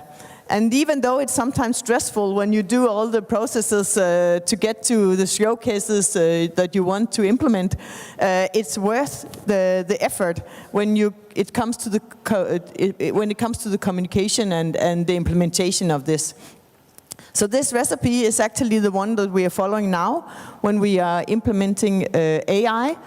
Last year we sat down a task force consisting of people from the government, from the municipalities. We have 98 municipalities, and from the regions who are mainly running the hospitals in Denmark.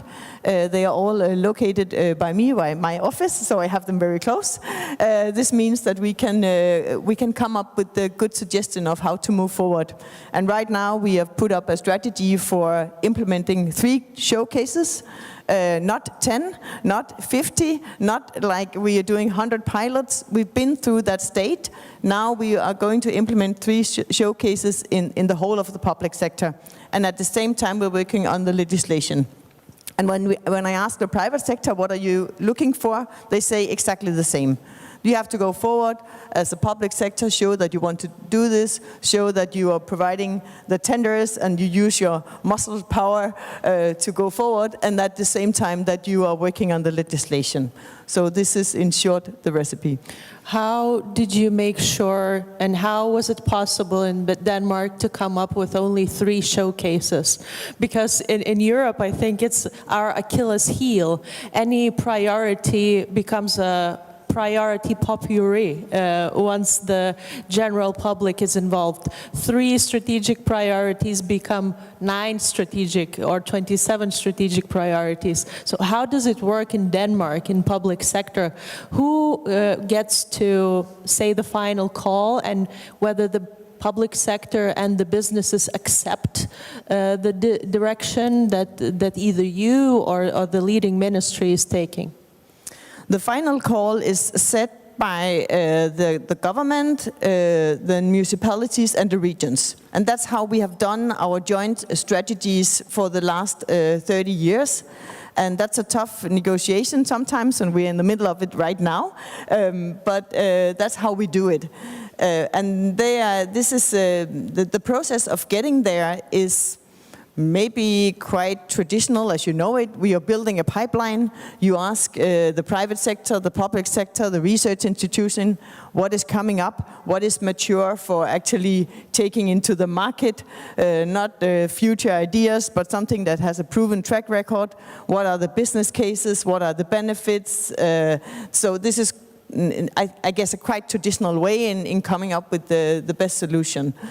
So some people might say, oh, it's not very visionary, and what about the further steps ahead and all this potential with the AI? But our strategy has been to say, if we can agree on the first steps, and we can put the seed money we have, which is never enough to go all the way, but if we can start with those steps, and we can see the greater potential or the transformation we want to make, then we will start there. We have been discussing a digital omnibus that has just dropped on the table a few days ago. And in a true European manner, there's one camp that criticized the Commission for being too ambitious and putting fundamental rights and privacy of Europeans at danger.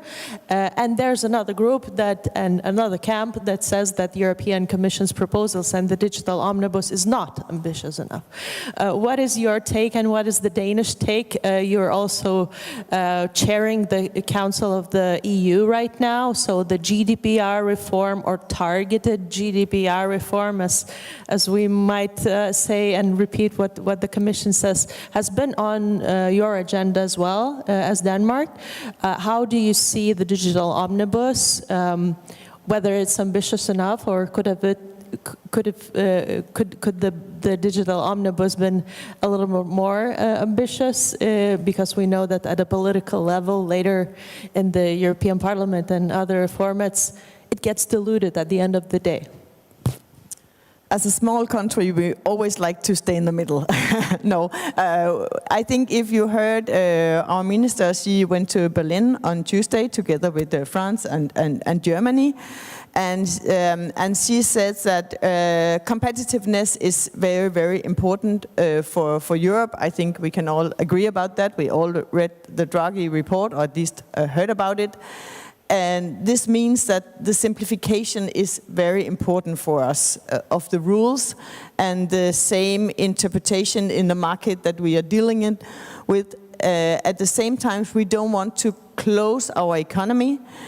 We still want to have great competition. We want the best solutions, but we want to be more in control and more sovereign of what we do. We think that the omnibus, where it is now, we're still looking into it. It came out Wednesday, so of course we are still analyzing it. But we see that there are a lot of good tendencies, both according to the GDPR, but also the interpretation of data, and also the business plan for the wallet. So we see that there's a lot of good tendencies, and we will do our best.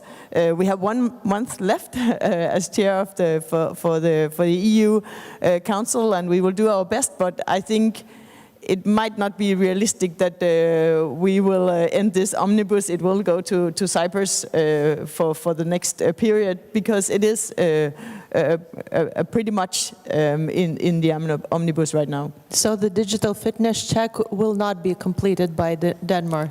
I'm sorry, I don't think so. Yes, thank you so much. Let's turn to the business.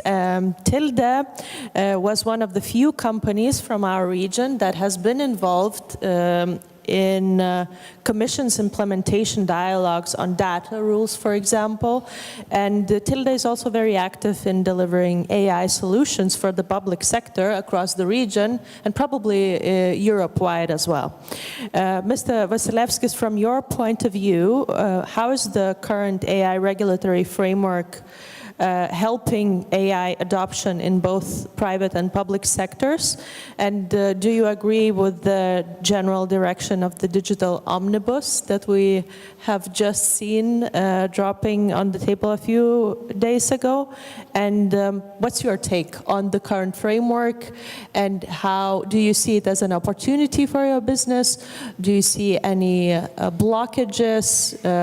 If you have any comments on the AI plan by Tony Blair Institute, please feel free and go ahead and comment on that as well. Yeah, first of all, good morning. It's a great pleasure to be here, and thank you for invitation. We are proud to be here and share our opinions on this very important topic. But first of all, let me compliment and reflect about the comment which you said, that a small country is advantage. We fully agree about that, and being a small country, so we don't have this huge, to some extent, legacy of democracy, so we can be really flexible in terms of the innovation. Actually, we don't have this high risk, or actually high cost for fail. So what we assume as a small country, an advantage is to be like startup, if I can compare in this way. So to be really innovative by adapting new technologies and just testing. But coming back to your question, from Tilde perspective, I would say that when we are talking about legislations, mainly we are assuming AI Act and data governance rule, and we see this legislation more like a strong enablers, but of course there are some friction. And let me maybe explain.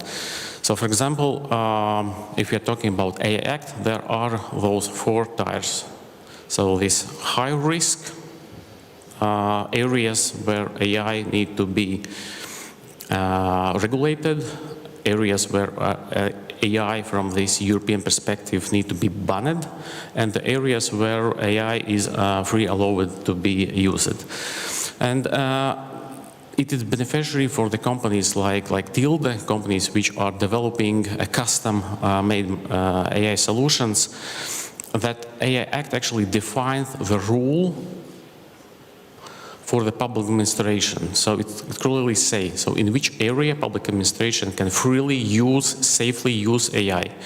And this enables a company like Tilde to deliver really practical AI solutions which can speed up and make this public machinery more efficiently and more faster towards to decision making.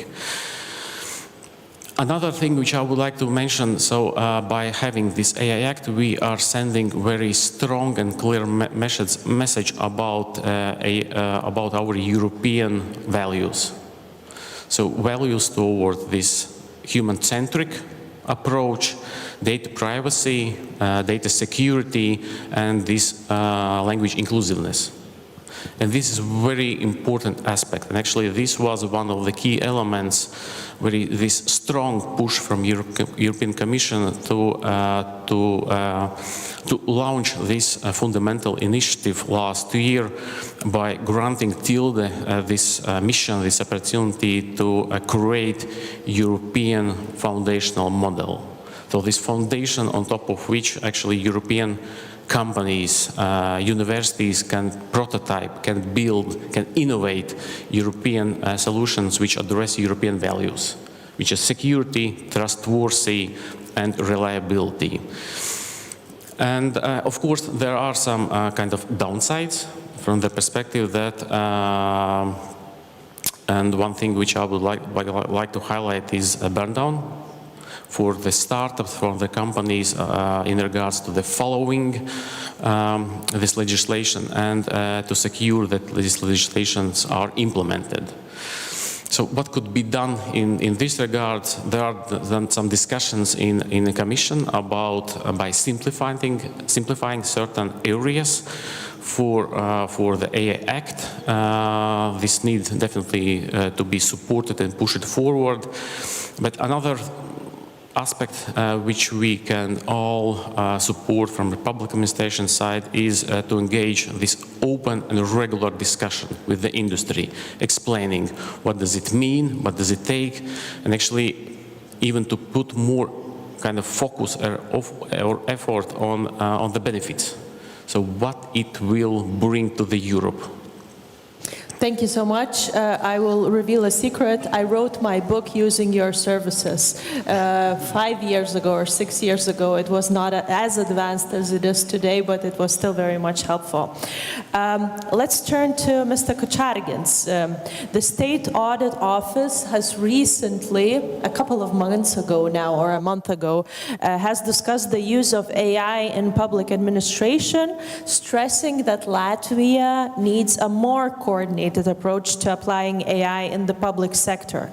Obviously, the EU now has applied AI strategy. We have different types of strategies that call AI to be integrated vertically across public and private sectors. Around the world, we see many different examples on how AI could be applied to the public sector. I've recently learned about UAE's experience where they are actually using AI in order to make decisions within the government. They are looking for any developments across the world and matching them with data that they have, and decision making is almost AI powered now, or really helpful for decision makers in the UAE. Of course, it's a completely different political system, which is not definitely applicable in Europe, but could you please share any outtakes from that discussion, and what is your view? What direction should Latvia take now to make the best use of AI in the public sector, and whether you see any roadblocks for that? Thank you very much for your question. Yes, you're absolutely right. Just recently we published a report on AI developments in public sector in Latvia. And when we speak about AI developments and AI tools in public sector, what are our expectations? Expectations, as you correctly said, are better policies, better public services, more cost efficiency from the side of public sector. And what the report showed was that public sector is not very monogamous. It differs a lot. There are around 20% of institutions in Latvia that have adopted and made use of AI tools to a certain extent, to a different extent, actually. About 1/3 have put on paper plans to do something about it. And about 50% have no plans whatsoever at the moment. Therefore, what we are talking about is 2 or even 3 speed development in the public administration. And it also means that the needs of those institutions are different in terms of further development. And what we have discussed with the Ministry of Smart Administration here in Latvia, that we need to think about understanding those needs, what the needs are of all kinds of institutions, and then as a next step is to build national policies around those needs in public sector. Understanding where we speak about skills development, where we speak about technological development, where we speak about common solutions for similarly working institutions, be those local municipalities or other kinds of institutions. And of course, when the policy is developed, it will help us to better target public funds into implementation of those developments. Are there any plans for municipalities? Because from my own experience and looking at the experience of smaller countries, there is a big gap between what bigger municipalities and bigger cities can do in terms of both digital transformation, not even mentioning AI, and smaller cities. Do you see any problems there? You have mentioned gaps. Do you see gaps there for AI adoption as well? I see both gaps and opportunities when we speak about local municipalities. First of all, of course, there are some gaps between them, and the picture is rather different when we speak about different municipalities in Latvia, and I'm sure the picture is the same all over Europe. But on speaking on the opportunities side, municipalities in general perform more or less the same duties. Their obligations, their tasks are more or less similar and comparable, and therefore the solutions for improvement of their work, also using AI tools, can be used similar and therefore in a more efficient way. Thank you so much. Our today's discussion would be incomplete without touching upon a subject of digital sovereignty. And this week, European leaders, at least French and German leaders, have been discussing the European definition of digital sovereignty in Berlin, where French and German leaders have decided or affirmed the bi-European approach in public procurement for certain services. My question would be about the definition of digital sovereignty. I've also read TBI's recent report where it was said very clearly that European digital sovereignty should not be understood as autarky. However, in the EU, we certainly have a more orthodox approach, especially from countries that have competitive businesses that could certainly take up the space by third countries' companies and offer their own alternatives instead. They are arguing for public procurement quotas and European alternatives immediately. This is an important subject. Very often smaller countries like Latvia, like Lithuania, are staying away from the subject. However, we are at the brink of European decisions in terms of public procurement directives, in terms of the 28th regime, in terms of many different things that we think are very far away from us, but are important for us and important for the future of Europe.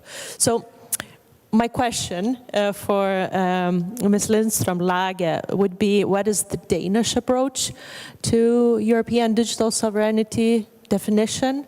What are very concrete things that Denmark is doing, either Denmark or municipalities are doing to, so to say, walk the European sovereignty talk? Well, I will say that this is also something that we are discussing very carefully right now. So we haven't put forward one final definition, but what we're discussing right now is that we will spend some time and also money next year on gathering the right competences in Denmark and also broadly to move forward in this. So analyzing where are the problems? We know some, but it might differ if you look at it from supplier chain, or you look at it from competitiveness, or you look at it by security, and what are the right tools for moving forward, in the sense that we want to be, as I said before, more in control. We still want a competitive market. We don't want a closed market, but we want to be more in control, and we also want to support that the European market is moving forward with more alternatives that we see today. Yeah. Has there been any discussions within the government about the public procurement directive updates, or not yet? Not yet. Okay. Mr. Vasilevskis, a similar question to you. How do we strive for European digital sovereignty without locking ourselves into protectionist angles that can backfire? You represent a Latvian company, a European company. You must be excited to hear European digital sovereignty ambitions among different countries. But as Latvian, as someone coming from a small country and understanding a more global scene, what would be your comments? Yeah, first of all, how I see from my perspective is that actually this sovereignty already is happening. So we are already, by TILD, we are implementing European language technologies. We are building AI platforms for public administrations for the private sectors, where we do have this sovereignty and data privacy.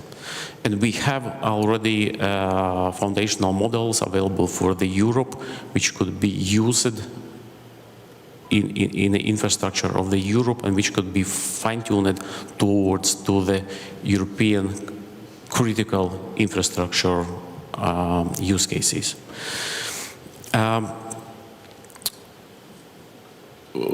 Yeah, what I would say, just a comment about procurement aspect.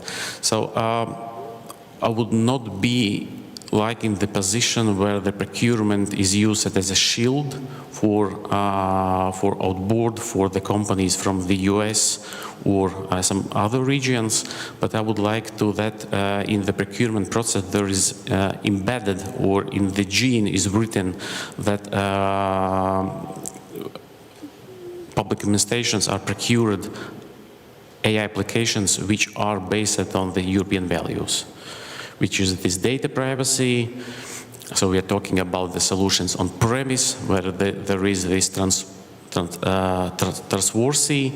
So AI applications where there is a transparency on what kind of the data these AI applications are built. So I would like to address it from this angle rather than to have a shield or blockers for other companies to participate in the procurements. Yes. It's very difficult to implement practically the definition of European values in public procurement updates, but we understood your point of view. I'd like to address the audience. You will now, in a few minutes, you will have the opportunity to either ask questions or present your own statements disguised as questions. So be ready. We're nearing the end of the discussion, and I would like to ask a final question, and it will be addressed to all of the speakers. Looking at the European uniqueness, or where we are at as a continent, as a union, and given that the EU-US AI policy for the moment is trending toward lighter regulation, China is pursuing a highly centralized and comprehensive regulatory framework. We find ourselves somewhere in the middle, I guess, especially given the recent simplification efforts. What specific opportunities does this third way create for European governments, businesses, and innovators? How can we turn this position into a competitive advantage, if it's possible, rather than a handicap, including any additional steps? Are there any additional steps that you believe are needed to better support EU AI innovators and accelerate responsible AI adoption across sector? We have AI Continent Action Plan. We have Apply AI Strategy. We have simplification omnibuses. We have the upcoming fitness check. We have a targeted GDPR reform. We do have AI gigafactories coming at some point. We have AI factories, whether or not they are supportive and whether they will reach a necessary scale is an open question for you as well. Is there anything that we're missing in this list? Mario.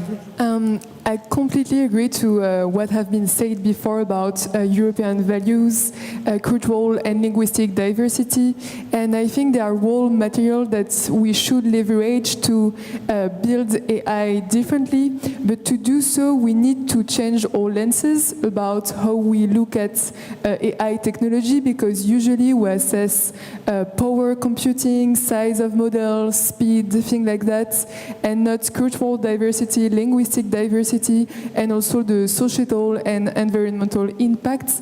So we need to change the way we think about AI, and also because there is a lot of opportunities to address, to build AI differently and make them for people to have more agency, not be only AI consumers, but to be also AI actors, not just to use them in a way to relate too heavily on them, but to be able to be more responsible in the way they use AI. Because what I believe is that today we're at the crossroad of two paths, and that's what I was explaining in my last book, The Moving Walkway Paradox.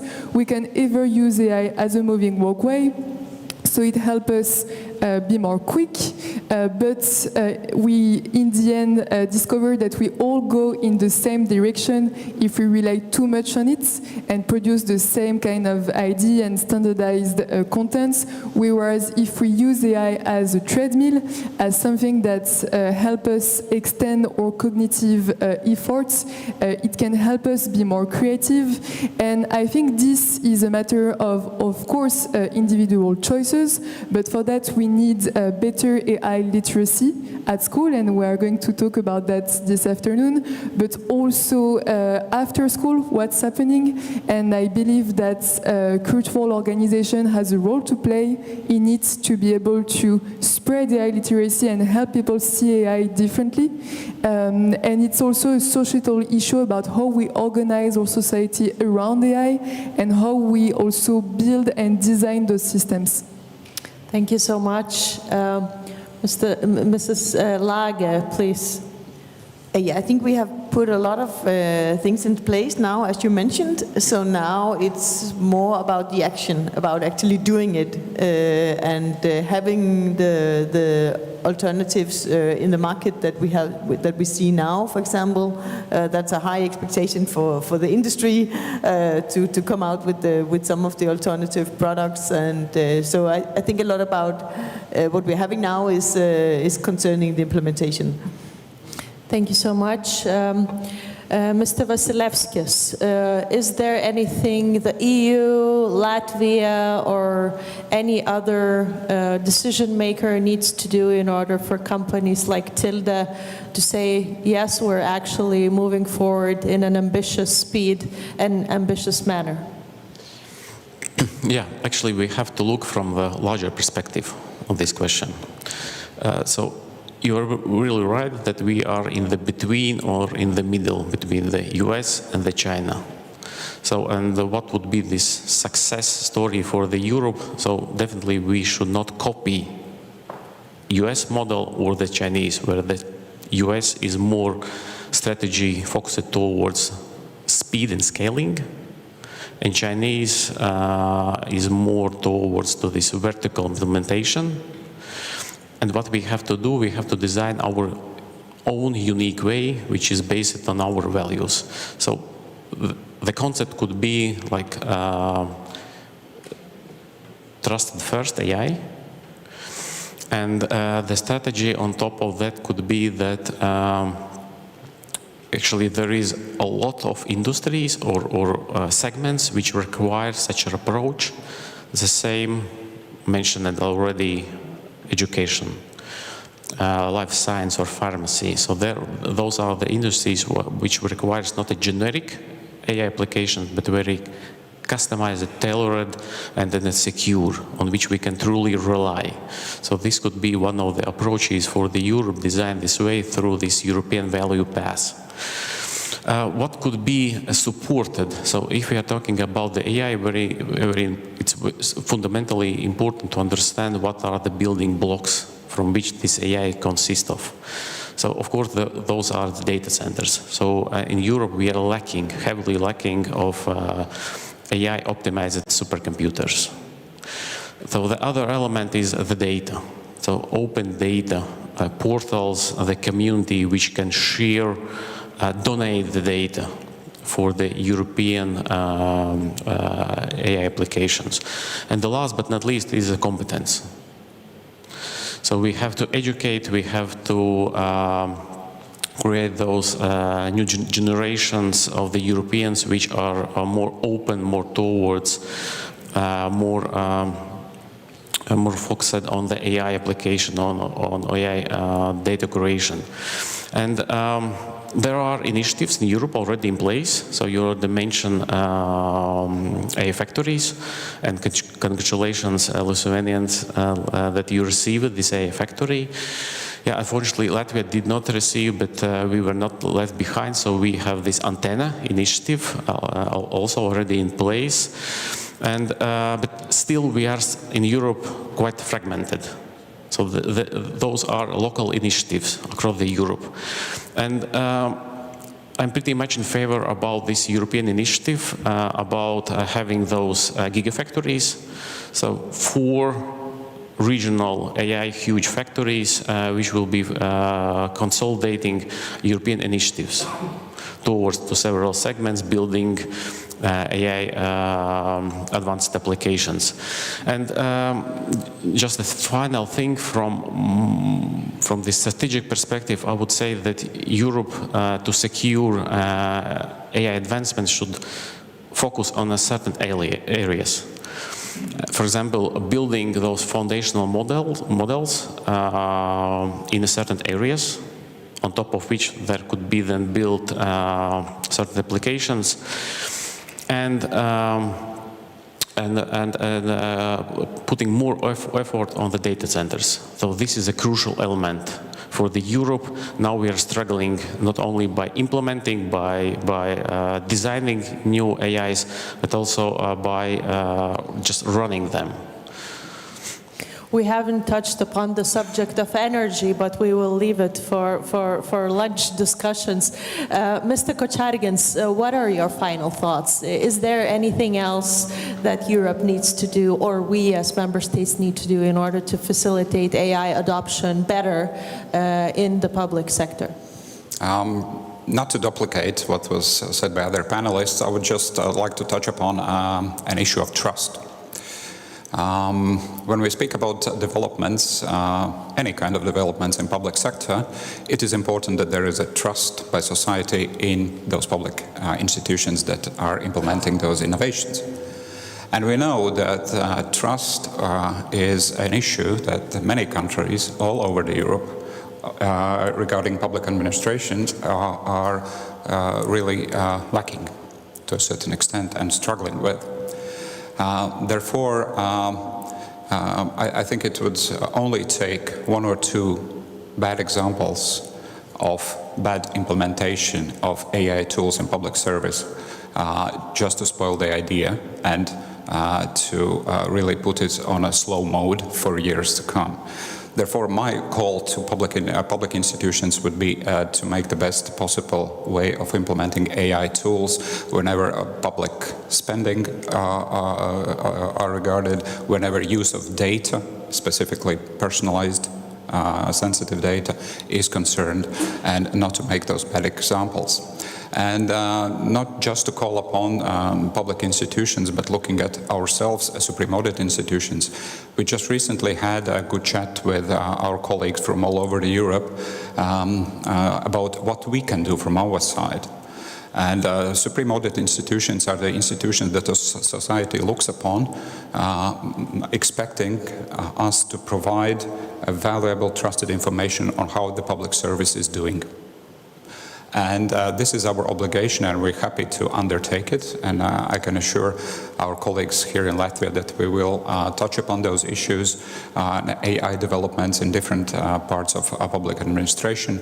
And I'm also happy to inform that the way we will be looking at those issues will not be the sort of a traditional way of looking at how this public sector works. I mean, we will not look at it from the compliance point of view, but from the efficiency and from the goal-oriented point of view, looking at what the performance is, whether the goals are achieved, what are those goals that were set, and to what extent public administration institutions are achieving them.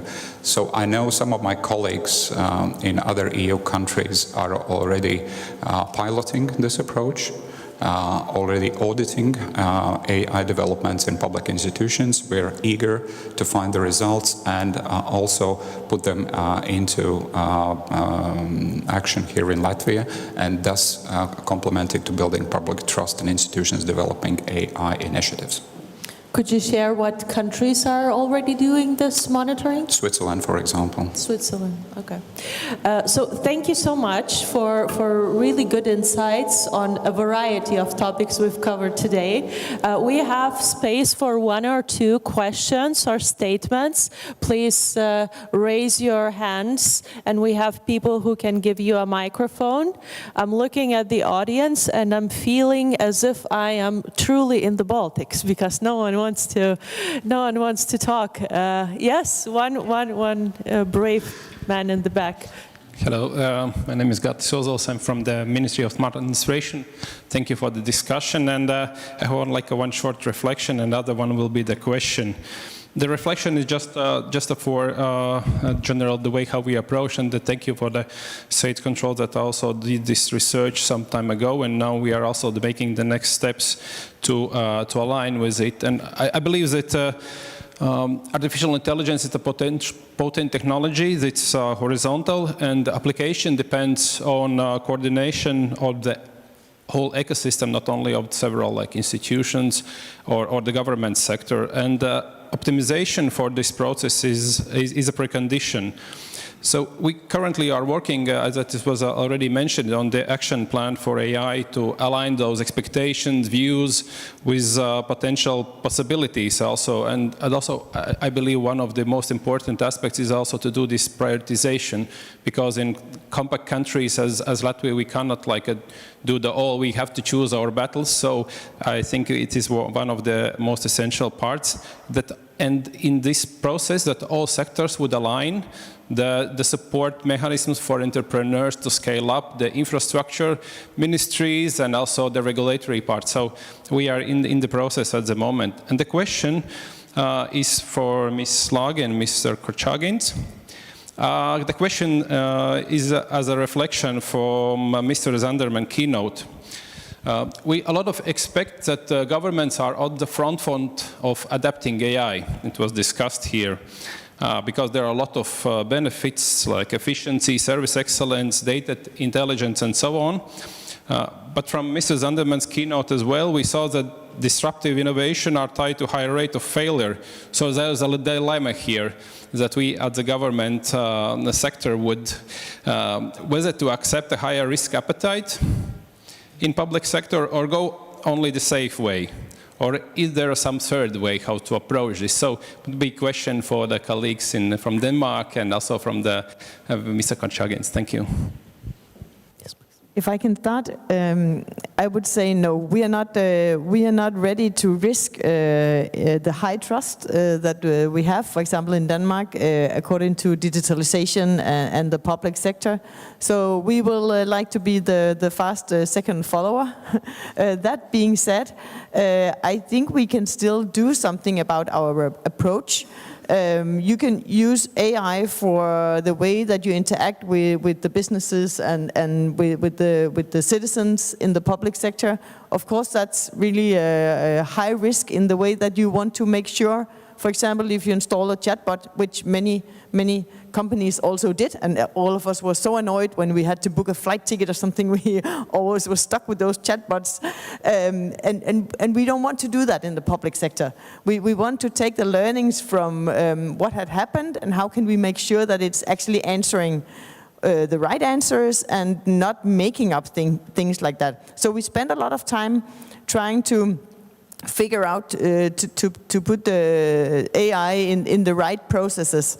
That being said, we can do a lot of things in sort of the back office work where we don't have to be the first movers. We can see that there's a lot of inspiration that we can already take from what have happened in other countries. So I don't think we need to be risky, and we shouldn't be as a public sector, but we can be the second fast follower. Mr. Korchagins, please. Agreeing to what you just said, there is some specifics in public sector, of course, and the term I would use perhaps would be smart experimenting. Would be the one that could be tolerated by public, and by smart I mean when we speak about public institutions, whether they are clear about what kind of a problem we are solving here, what are the goals that we would like to achieve, how do we measure our success, and whether we actually do that.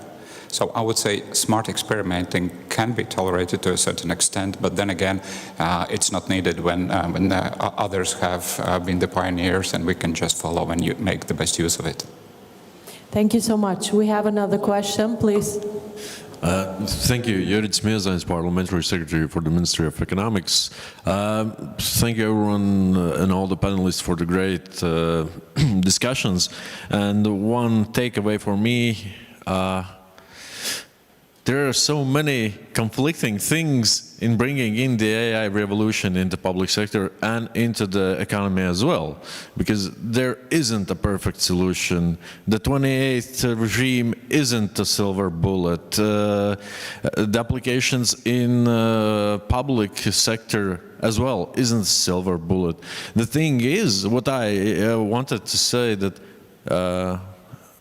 reflect a bit on what Tilda mentioned.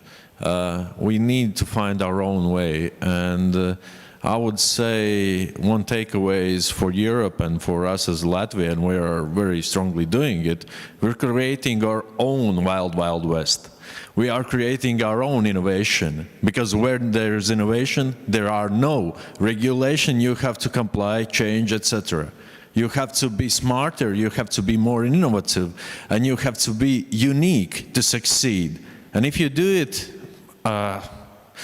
sometimes it's hard for me to say good words about my neighbors, but again, Estonia had Skype.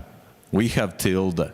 We have world-leading technology companies that are creating their own Wild Wild West. They're creating their own products. And this would be something I would want to have a suggestions how, from the policy makers' view, we could enable this. Thank you.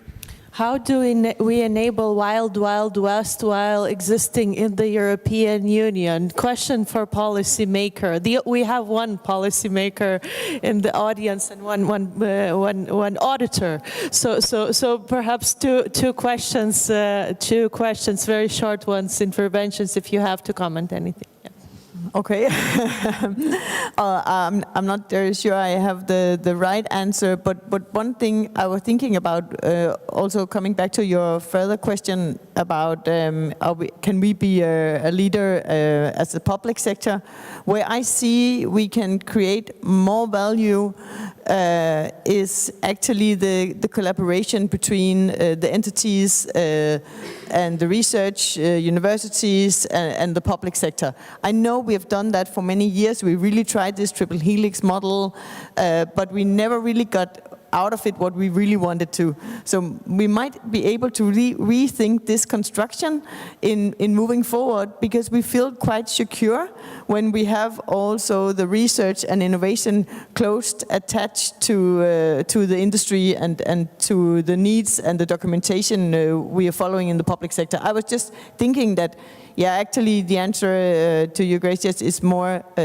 diverse, because when we look at how we have developed different treatments, medicine, things like that. We actually followed a structure together where we can innovate and still be able to scale it and implement it. Otherwise, we know that we die in this valley of scalation. So we have to move beyond that. Mr. Kochargins, do you have any comment? Yeah, just a small remark.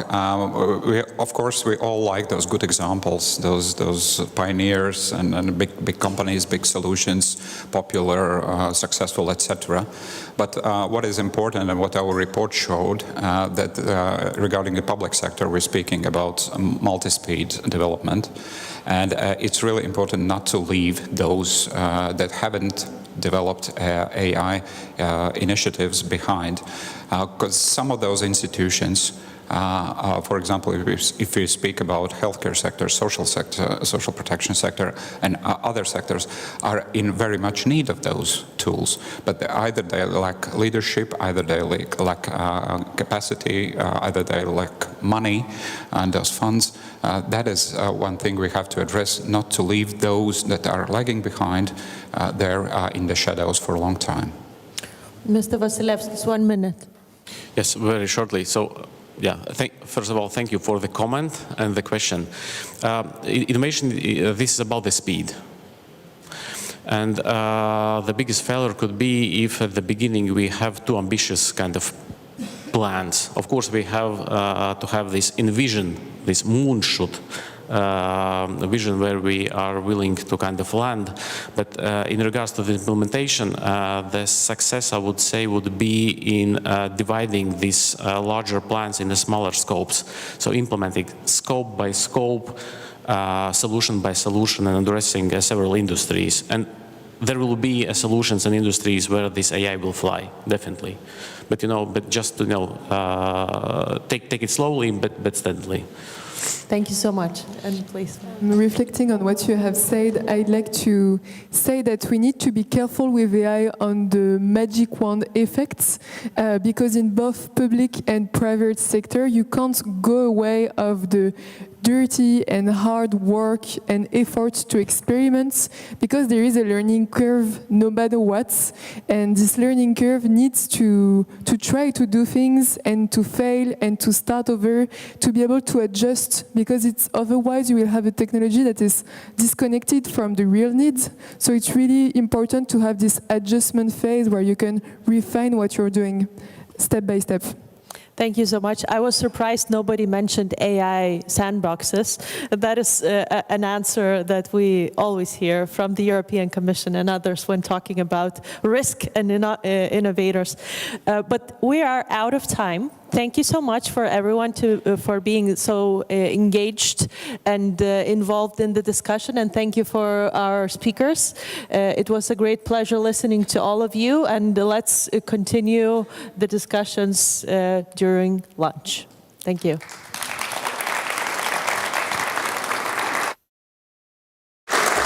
Thank you very much, Egla. Thank you for the panelists. It is indeed time for lunch. Lunch is through there, and in the same place we had our morning coffee. So off we go. Please come back after an hour when we have a keynote and our final panel. Thank you.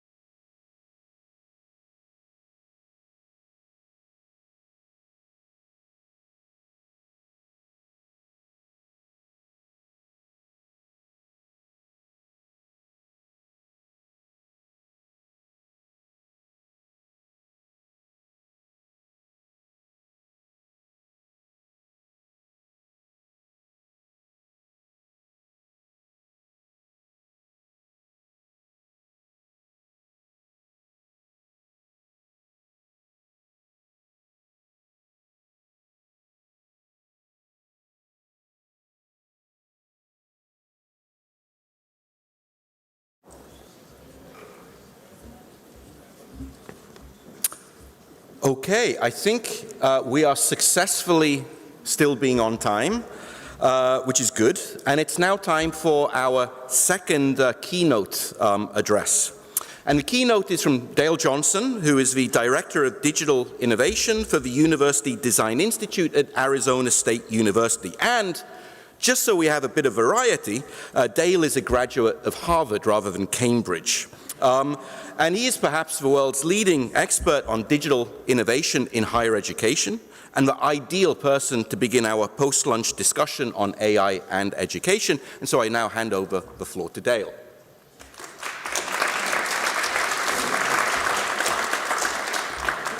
Thank you very much. I want to thank the President's Office and all of the team that made this possible today. You really made it a welcoming experience, and I'm excited to be here to talk to you. I'll start with a quote from the President, because I thought he said something really exciting today. He said, "Act with ambition and focus." So I want to talk to you about our experience at Arizona State University acting with ambition and focus in AI. The first thing I want to remind everyone is why we're here. We need to enable student success. That's our primary mission in education, and that's where we're focused. So we think about that as graduation, but I also want to broaden your perspective a little bit and say, think about it as their life. They now live in an AI world. I grew up in a pre-internet world. I was a young professional when the internet was introduced, and I've lived in an internet world, as most of you have. Today, our young students are going to live their entire professional career in an AI world.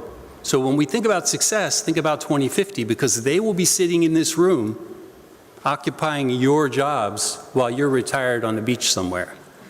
So that's our goal today, is how do we build that capability? So I'm at Arizona State University, as was mentioned. We're the largest public university in the United States. We have approximately 180,000 students, more than half of them fully online. We have over 350 degree programs fully online. And that's been our primary growth for the last 15 years. The university is located in the city of Phoenix. It's in the southwestern United States. Has anybody ever been to Arizona? Oh, good. Okay. So we're about an hour flight from Los Angeles. We're on the border with Mexico. And we have been selected most innovative university in America for 11 years in a row. We ran out of fingers this year. So we're excited because that's an indicator of our willingness to take risk and our willingness to develop a culture that can embrace this kind of challenge that we're seeing in AI. I work at the University Design Institute, and I advise colleagues all over the world. I'm working in Korea, Colombia, and Africa right now. I'm excited to be here working with you. And I find that we encounter two cultures whenever we go to work with colleagues. There is a local culture, Latvian culture, and there's an academic culture, which is global. We've all adopted the academic culture, the Oxbridge model, the American model, and we've integrated that into our behavior. So today I hope what I say is relevant because we share that culture, that academic infrastructure. Does anyone recognize these individuals? Are any of you here today? These are professors at your universities. Oh, wonderful. So I'm going to...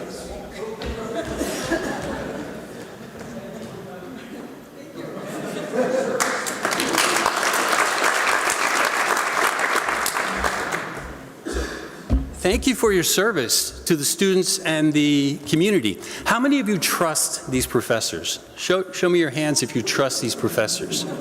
Okay, the majority, that's good, that's good. Some of you may have had a bad academic experience once. How many of you trust these companies? Nobody. One, we see one person, thank you. But two, okay. So this is our challenge. I call that the Grand Canyon of trust.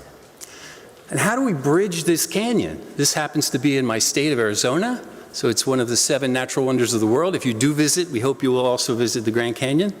But this is the challenge we face. 98% of you trusted your professors, and only 2% of you trusted AI technology. So this is where we start. And how do we build trust? This is our current challenge. It came up several times in the conversations earlier. Trust is the key. There's a phrase for this. Innovation proceeds at the speed of trust. So you're wearing a device, you're carrying a device, you're using a device because you trust the provider.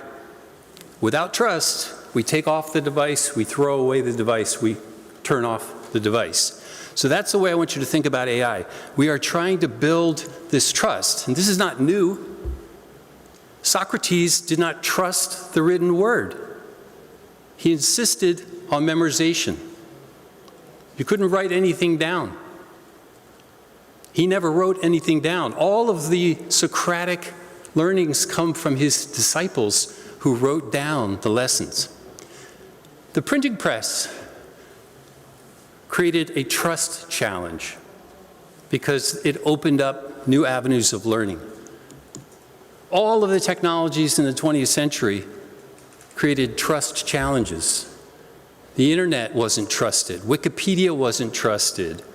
Social networks weren't trusted. And of course, now AI faces the same challenge. So nothing we're going to do or say in the next 25 years is really going to be different than what we've already done and said in the past.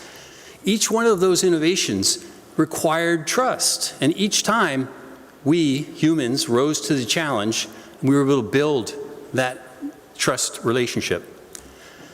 So I asked the ChatGPT to provide me with an image of a Mexican student. And I had this image. I was working in Mexico at the time, and this is an image of a student at one of the universities. And the AI gave me this. Now, we laugh, but this is actually an insult, right? You think about that. Would you trust something that delivers that? This is incompetent, right? We don't trust the technology because it delivers incompetent responses. So that's one challenge. What about honesty? Everywhere we look, we find false citations. We find overconfidence. There's this sense that the AI knows everything and can provide every answer. These are false promises. This is false trust. There's systemic bias. This is one of the reasons why Tilde and others are involved in the development of large language models, because we know these are all problems. So as we think about building, we have to overcome these kinds of biases. What about transparency? None of these LLMs are transparent. They will tell you the size, they will tell you the specification, they will tell you the speed, but they won't tell you how they built them, because that is their secret sauce. That's what they're selling. Ours is better than yours. So without those key components, it's hard to build trust. Faced as a university with this challenge, we had to act. We wanted to act in the face of this uncertainty. So we look at that environment and we figure out how to behave in a new way. Of course, we're all trying to climb this trust curve. We want to be in coexistence with AI. We've heard it this morning, challenges and opportunities and desires to work with the tools and technologies. But we're mostly trapped at the fear and skepticism level. So how do we overcome this situation? Because our initial reaction naturally was fear and skepticism. You had entire countries banning AI. You had entire universities. In the United States, the entire school district of New York City initially banned AI. Now that's a natural reaction. That's fear and skepticism. So I don't fault the Italians or the New York School Board or Sciences Po in France. They also banned the use of AI initially, because then they realized they could interact in a more trusting way.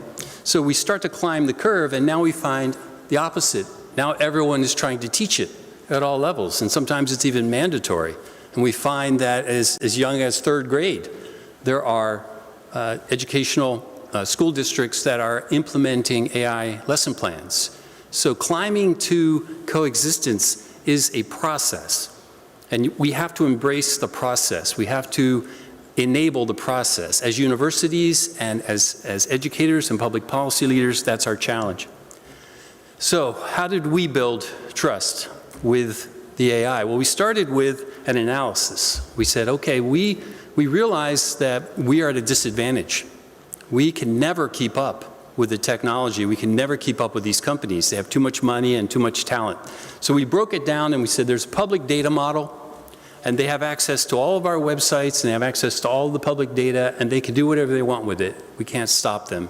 And they have. They've vacuumed up all of that data, and they've enabled their LLM with that. But then we also have public data from the university that we also do not control, so that's something that's in the domain. And the third category is private data. And this is where we sought to act. This is where we realized we have value in this relationship, this controlled collaboration. So we started thinking about partner agreements, and we partnered with large technology companies in a way that was beneficial to us. Because otherwise, we're victims of the circumstance. Instead, we want to be proactive. We want to be the agents of change. So we said, okay, within 3 months of OpenAI releasing the ChatGPT in November of 22, we had an agreement with them. We signed an agreement to say, we have data that we will not share with your LLM. We want to interact with you, but we want to do it on our terms, and that's a red line. So we have research data. I caution everyone about putting in queries using public documents that are not in circulation. For example, if you are preparing a brief for the president, do not put that brief in a large language model. It will become part of the public domain. You cannot control it once you share it. But in this case, we can. So we have a lot of research data that we do not want to share until it's publishable. And many times that could take years to develop. So we have professors that have been working on a special process for years.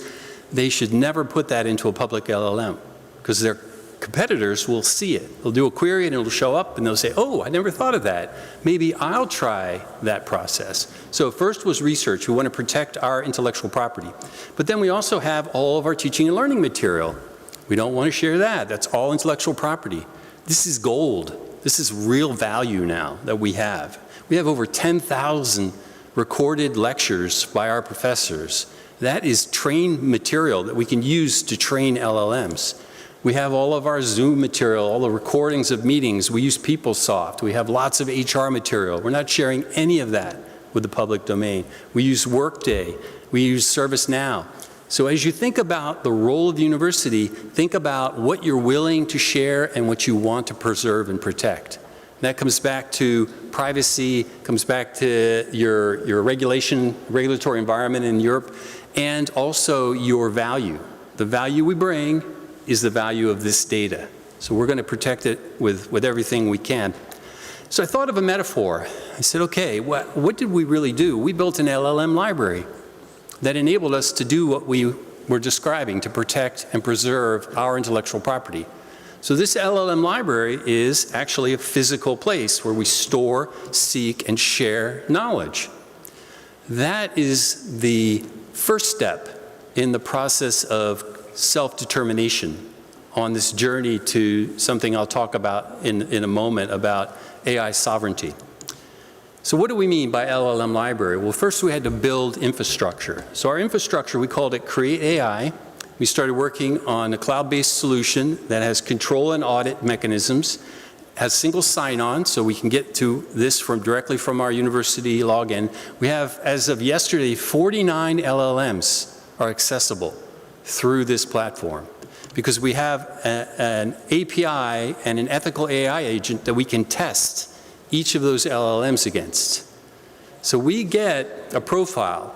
If an LLM is generating hate speech, we can take it out of our environment. But you have to have these ethical frameworks. There are many in the public domain. You can use a number of tools, but you have to test your environment. You can't trust inherently those models. Then we created the custom API, and that's the value. That's the extra value that enables us to grab all that data and share it. And what does that mean for a user? It means that now we have something we call My AI, which enables me to become a producer of AI agents instead of a consumer. So if I go back to our initial goal, which is enable student success, I want my students to be producers of AI agents. I want them to be creatives. I don't want them to be passive. And what I mean by this is, so My AI Builder now allows us to do this safely, has a makerspace. or a sandbox, depending on your metaphor, where we can play around safely without sharing any of that to the public domain. It allows us to accelerate the learning and trust-building process because we know we have control over the environment. We can now conduct research because we're observing everything. In a sense, we're the first stop on the AI journey. So now we are in the loop. We have human in the loop, in a sense. The university is part of this. It's not simply a passive player. And we can control that data sharing. So these are the things that matter most to our leadership, and this is why we were proactive.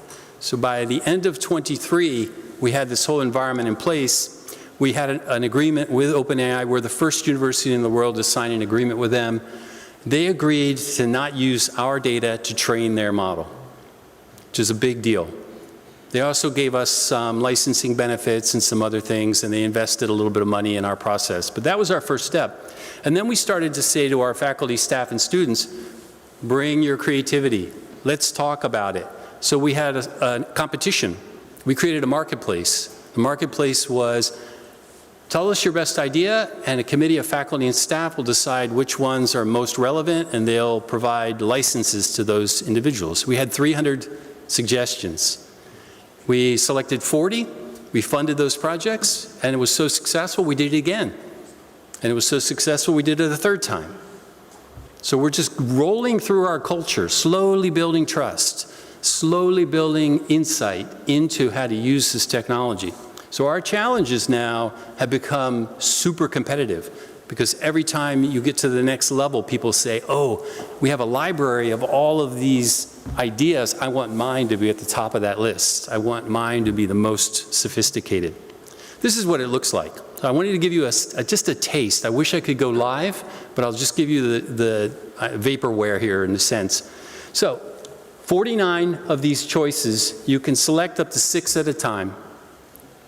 You can pick any 6, and there are variations. You can see there's history here. So sometimes you have, Cloud 3 Haiku, Cloud 3 Opus, Cloud 3 Sonnet. We've got all the evolutions, so you can test different versions. Then you put in your query, and I was told, let's do what do Latvians do on November 11th? And the query results in 6 simultaneous transactions with LLMs. So now I can compare and contrast. Which one makes sense to me? Which one's most valuable to me? Which one's honest? Which one's trustworthy? And I pick one. I say, oh, let's look at Llama 4 Scout. I can open that up, and I receive additional information. Not only do I get the query, but I get the data, the metadata. So this was deemed to be the best match. I used 126 tokens. It cost me 0.083 cents. And it took 4.1 seconds. Now, I don't get any of that metadata from an LLM in the public domain. Now, I can look at my query, and I can actually see those 6, and I can say, well, this one was really expensive and gave me a terrible result. This one was really cost-effective and was much better. I'm going to use this one in the future. So by doing this, we're giving people agency. We're giving professors data. We're giving them control. And that's building trust. So when you think about this data, this is the next level of trust. Doesn't mean that you have to take that answer as being the truth, but it means you have something to compare it to, and you can make a decision. That's the human in the loop, make an informed decision. So we're building this as part of our culture. We talk about integrity through design. We have a phrase, we say practice principled innovation. Not just innovation for innovation's sake, but principled innovation, because innovation can be destructive. We want constructive models. I found this while I was preparing for this forum, and I thought it was very apt. I really appreciated Dr. Peter Salgin's comment here. We want to be AI sovereign. That is the first step on the journey to building trust. If we're going to build that bridge over the Grand Canyon, we need some control over our own destiny.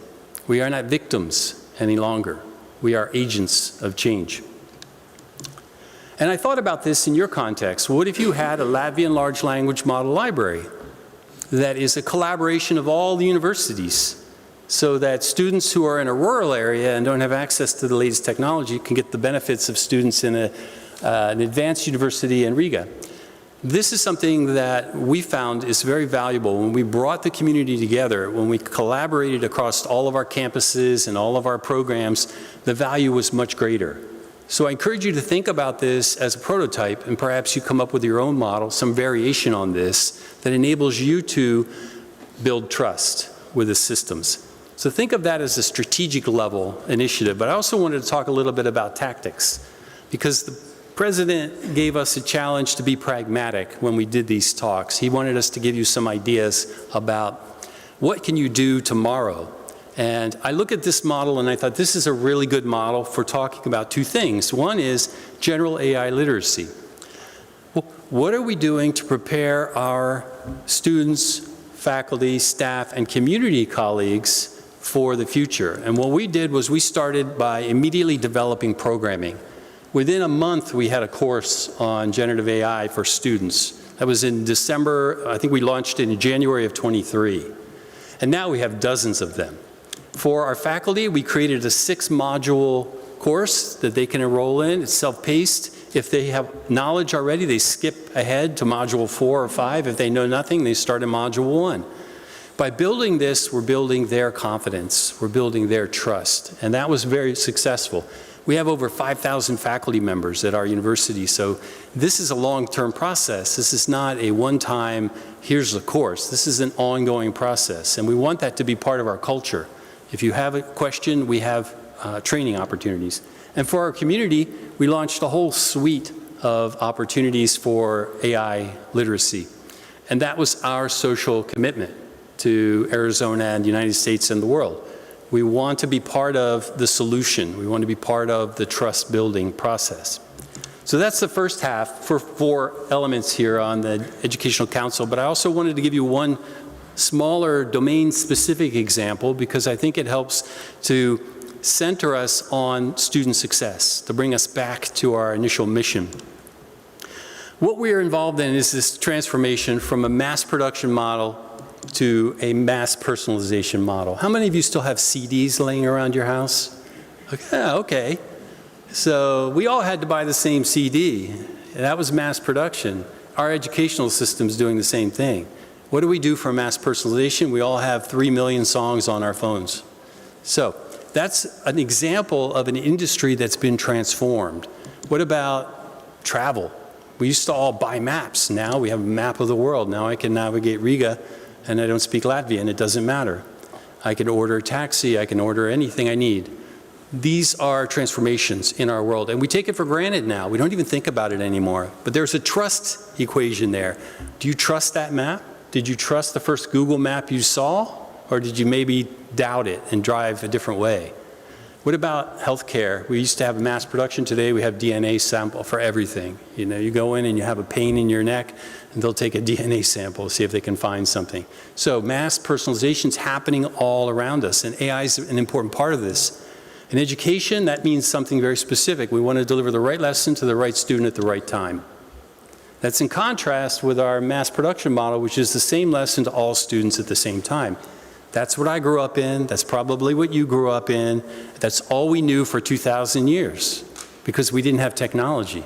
We're in the 21st century, and mass personalization will be the defining characteristic.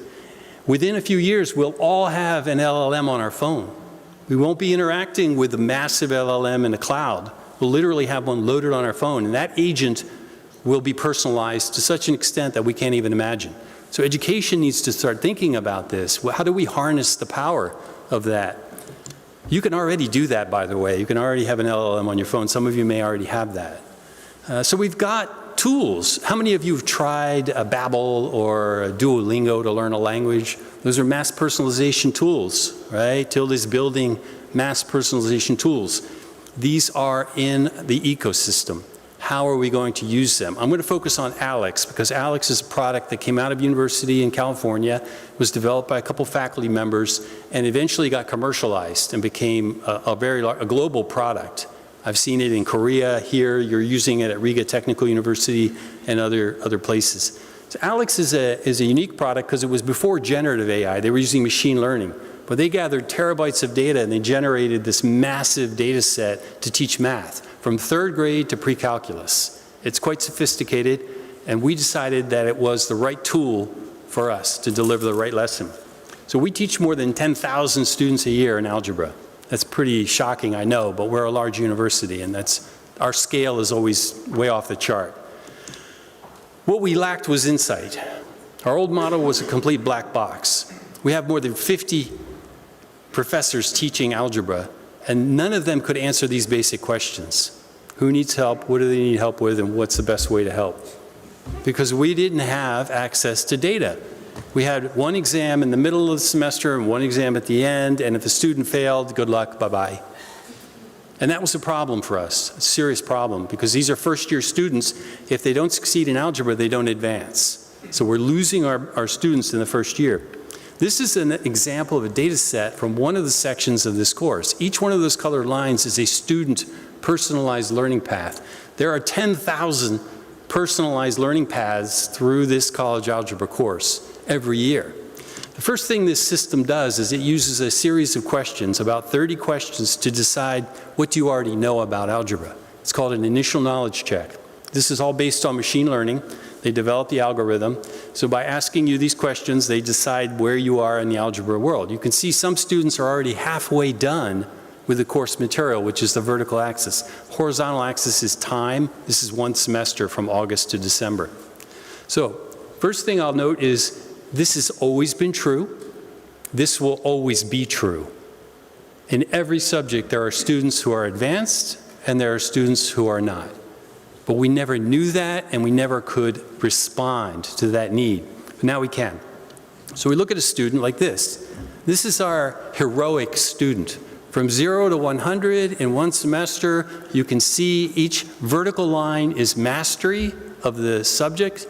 Each horizontal line is time on task. So this student is progressing through the whole semester and successfully completes. What about this student? They finish within 2 months. We have to change everything we know about teaching to address this difference. We give the student the final exam in October. We do not make them wait until the end of the semester. They are done. They can go do something else. They can go study another subject. They can take another course if they have time. They can do whatever they want because they've demonstrated mastery. They've successfully completed all of the learning and the examinations that are required for this course. And of course, this is the student we care most about at the end of the day because they're successful to a point and suddenly they're struggling. Who needs help? What do they need help with? What's the best way to help? These are fundamental questions technology can help us answer. So as we think about mass personalization, we think about these students. We need to find them, we need to help them, we need to build their confidence. It took a long time for our professors to learn to trust this technology. We took a whole team to the engineering center that built this, and they met for 3 days with the engineers. They asked 1,000 questions. They saw all the demos. They looked at all the algorithms, and they came back convinced that they could trust this technology. Innovation moves at the speed of trust. So when you're facing AI now, you think about these situations. In our case, our success rate was barely 60%. Out of 10,000 students, we're losing 4,000 a year to failure in this class. With this technology, we increased that by 17 percentage points. Today, we've actually gotten it all the way up to about 90%, which is our goal. So that is thousands and thousands of students that are now successful in this course that were not under a traditional lecture model. And we get back to our roots, to Socrates. When we know this information, we can personalize instruction. We can be more interactive. We can engage the students proactively. This is really the ultimate objective, to go back to the roots of education and have a conversation, a deeper conversation with our students about their learning process.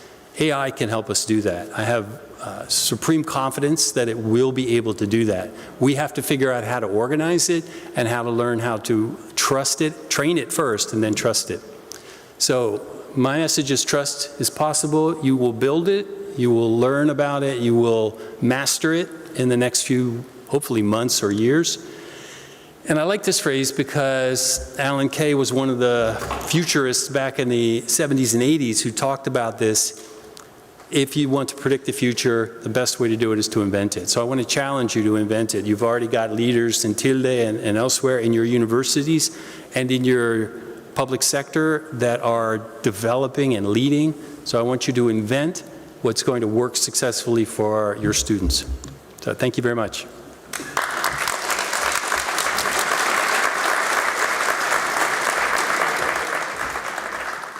Well, thank you, Dale. Fantastic presentation.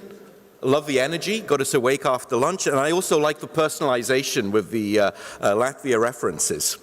And we now continue with the education theme as we move on to our final panel, which will be moderated by Risto Uk, who, quite frankly, Risto, I have mixed emotions when I introduce him, but the positive emotion is that finally an alumni from my university, the London School of Economics. That makes me happy.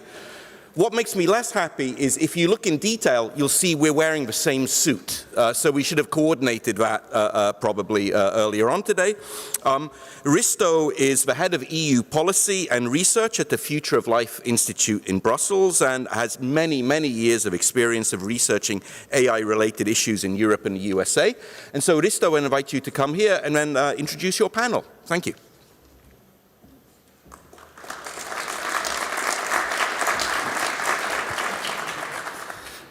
Thank you. You win because you have a tie. I don't have. So there's that.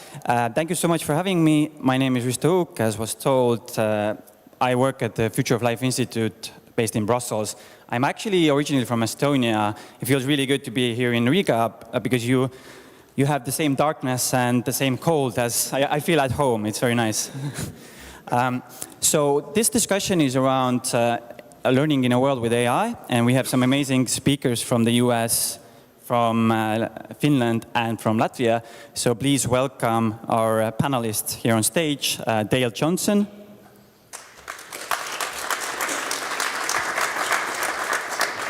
Teemu Roos, who is a professor of computer science at University of Helsinki and leader of the AI education program Finnish Center for AI. Talis Juhna, who's the rector at the Riga Technical University. And last but not least, Natalia Czerneka, director of the National AI Center of Latvia.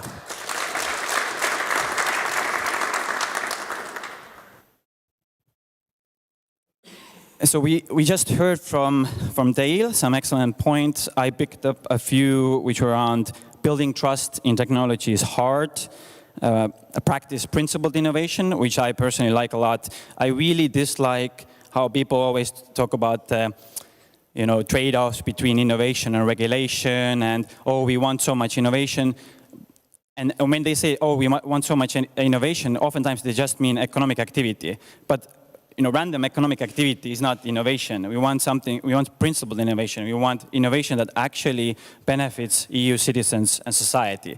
And you also mentioned general AI literacy for all. We will talk about that topic. And personalized education was also a big topic. So we tried to go into all of these.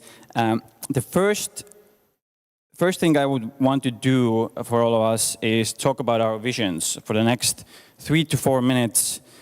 Just share your top AI-enabled opportunity that you envision for the next few years, or something that could erode the quality of education. It could be maybe a challenge and not actually beneficial for education. So either an opportunity or some risk.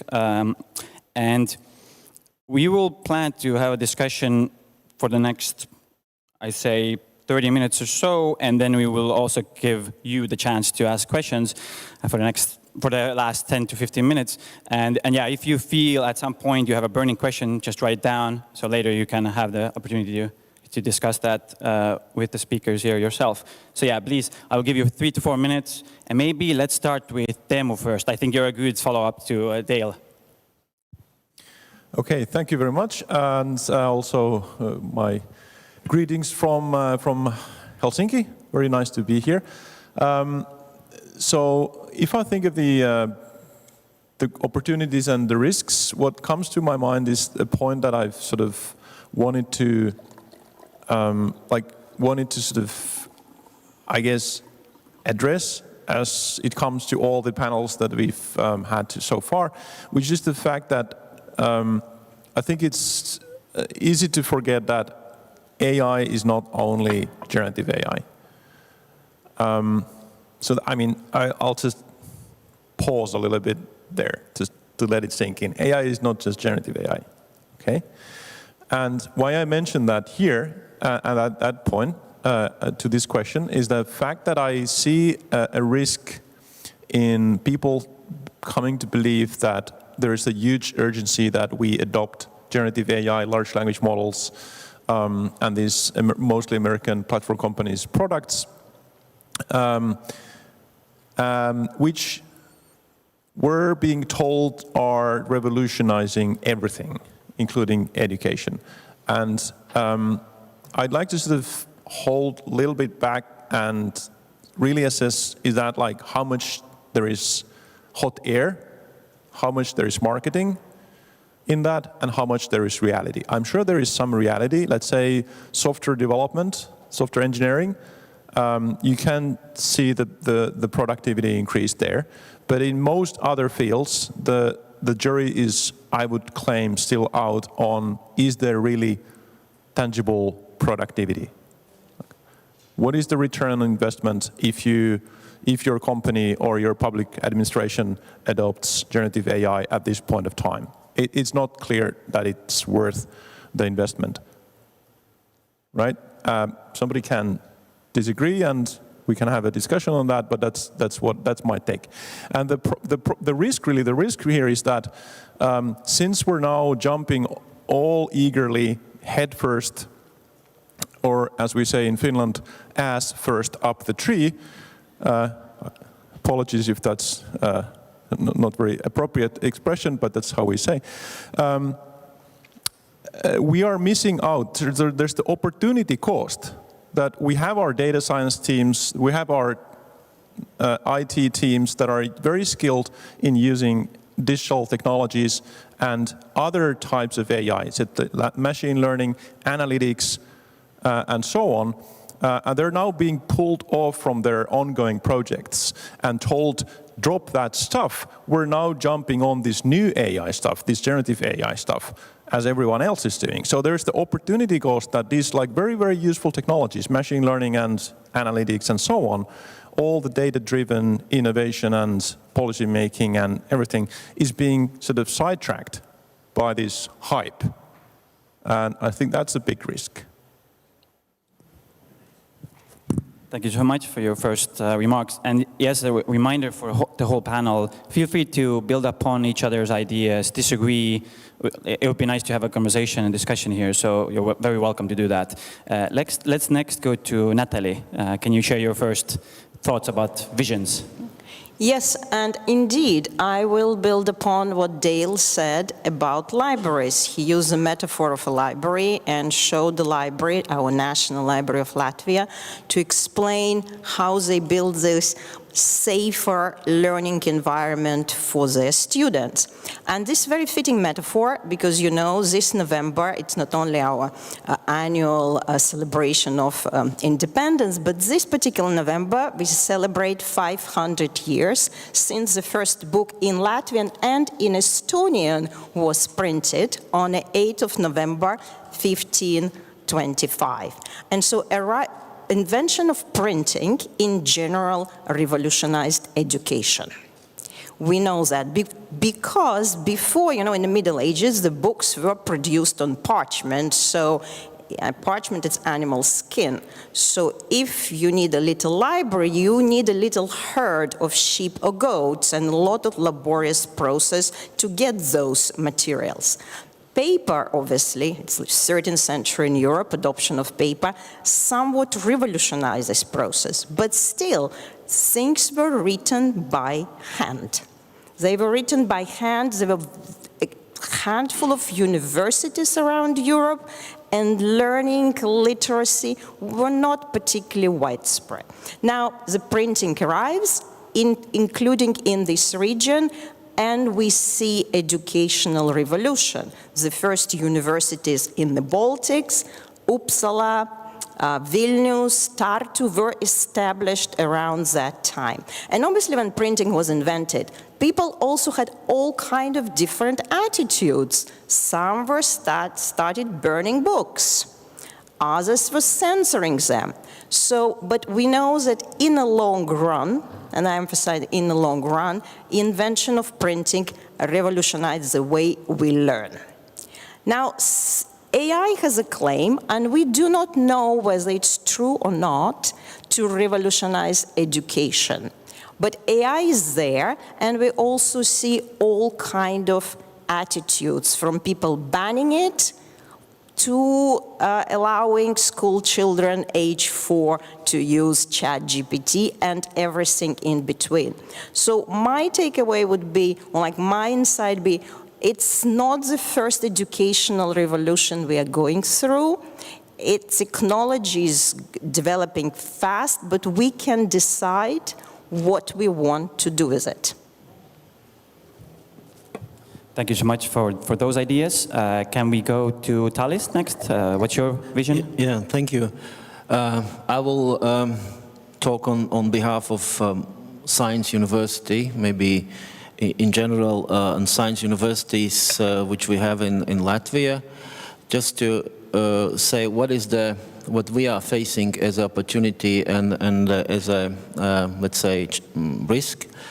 The first, I think it was important to understand for the science university perspective, of course, we have to be ready for new technologies which are entering the market, and have to be ready to provide skills for students able to respond to them. And that's why we are the science universities, because science is very closely tied to the education system. So this gives a certain advantage. And of course, as it was mentioned, that there's been several technology cycles, and so what we try to do is to prepare the talent for the skills what they will need in future.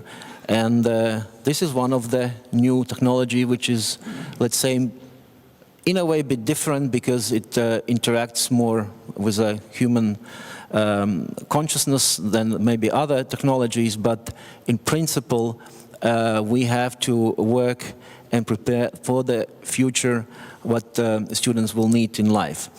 And what we do, at least in Riga Technical University, we try to first of all be aware that these artificial intelligence will be used and is already used by students, so we are not able to avoid it.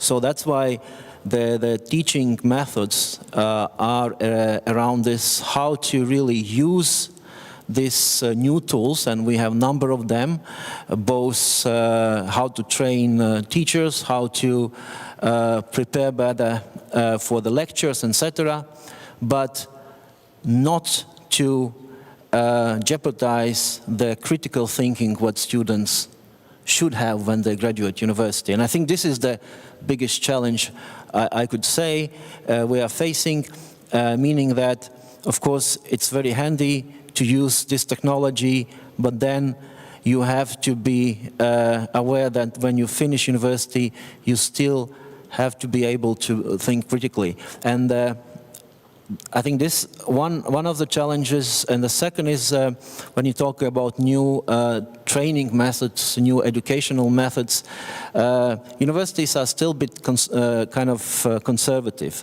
and it takes time before you start with the new teaching methods. So the challenge what we have is a scaling. There are very many good initiatives also in our university. For example, we have a special space where students can work on the very challenging projects. So we have a project-based approach. We have also adaptive learning. But the question is how to scale it. And this is something we are facing now. That's excellent. We will definitely raise some of these topics as we dig deeper. Comment. Sure, go ahead. I think there are two components. Is this on? Yeah. There's culture and clock speed. University clock speed is measured in semesters, years, degrees. And this clock speed of AI is measured in minutes or days of evolution. So we have a misalignment that is going to be extremely difficult to overcome. And that culture, obviously, we face is that historical culture at that slower speed is a contemplative and deliberative culture. So we have to find a way to accelerate those deliberations. You have to find a way as leaders to change the culture. And I'm very, very pragmatic about this. You have to motivate the faculty to engage in experimentation, to take a risk, to develop their own agents in order to encourage them to overcome that historical barrier, clock speed and culture. I will add on that, because time was something we're talking about with Timo during the lunch break. So this is something we need really to be deliberate about, as you say. There are certain things that really need to be decided now, acted upon, executed. So from sort of idea to execution, we should have very short loops. But there are longer times, like planting the seeds for the future. There are things which are not going to change, and we also need to remember it. Like training people today in some basic literacy is planting the seeds for the future. If today we don't have children who can read, then tomorrow we will have nobody who will become engineers. So we need to understand that time is not linear and that time is not always the same. There are different types of times, and Dale, as you said, we need to be deliberate at what we are doing. We need to be aware what we are doing, in which time frame, and for which period. On the question of AI literacy, I want to follow up on something Teemu mentioned, which was the question of overhyping technology and generative AI not being the only subset of AI. I want to ask you, and others can also jump in. So I've seen some people in some discussions say that AI is basically useless. Like there are, for example, the authors of the AI Con, Emily Bender and a few others.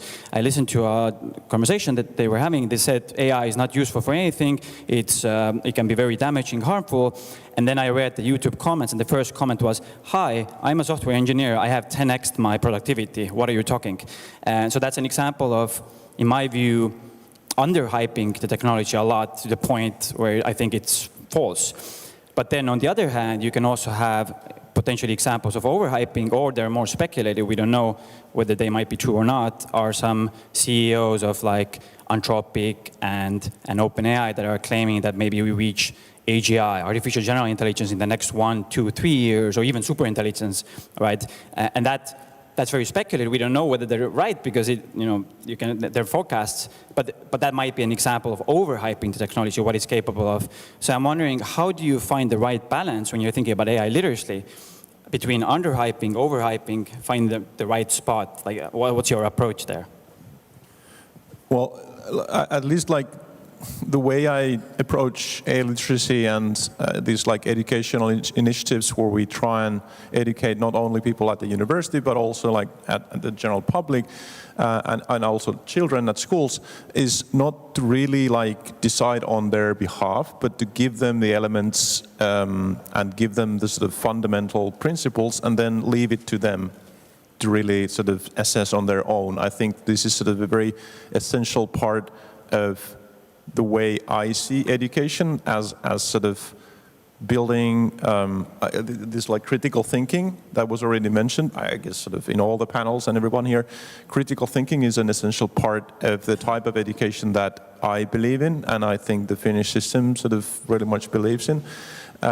So I think that to answer the question, like how much should we sort of lean on optimism versus skepticism, I don't think we need to kind of make that decision on other people's behalf, but we can just lay it out as it is, and of course, as universities and educational institutions, we're building on facts, we're building on research, so we can just like found our claims and statements of fact on that. And of course, none of us really has a crystal ball. So, I'm very transparent of not being able to be sort of having exact knowledge of the future.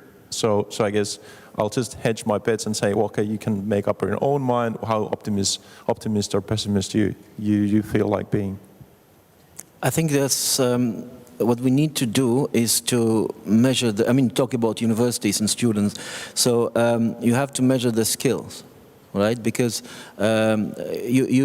you can use the AI for all kind of applications, but then the question is, when you graduate, what kind of skills you have.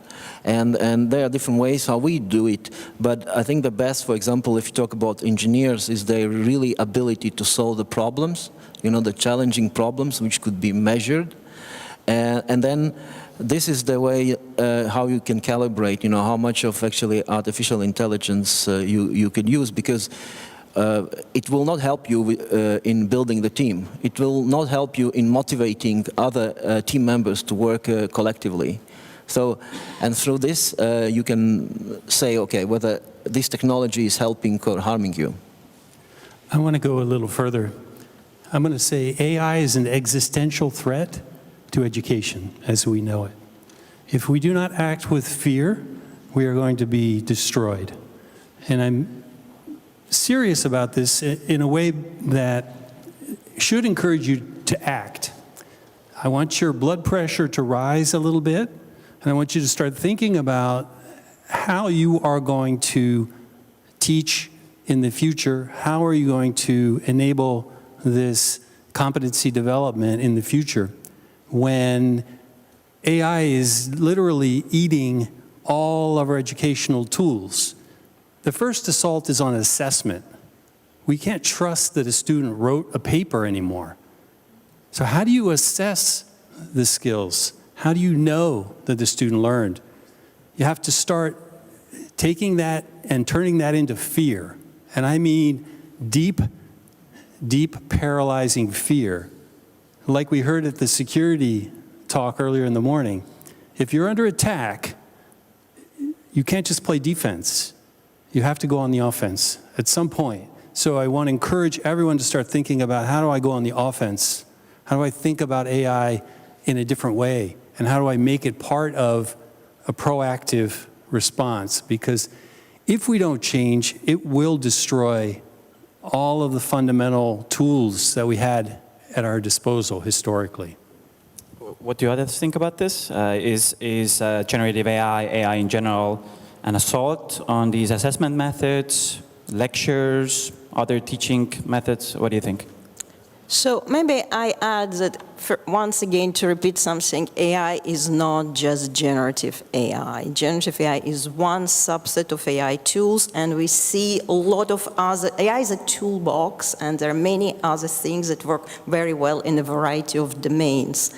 And then this analogy of existential threat, I would rather say catalyst. It's a catalyst for us to rethink educational model, because educational model in which we all educated, it's industrial age. We needed lots of people with similar skills to stand on the conveyor belts, right? And this model worked extremely well, and we are all, the prime beneficiaries of that. But this is changing because we see a crisis of this in a variety of ways. And AI perhaps will be this last drop that will catalyze it to reinvent it. Because the panels about, crisis in education, learning how to learn, one of the most famous TED Talks was Sir Ken Robinson, Why Schools Kill Creativity. So these talks were going around for 10 years, 15 years, and we still talk about them. So maybe you're right in a way that AI will be the proverbial straw that breaks the camel's back, that we will be forced to reinvent the system. But how do you reinvent the system? What do you do about assessment? If somebody can just write a perfect essay with ChatGPT, what do you do?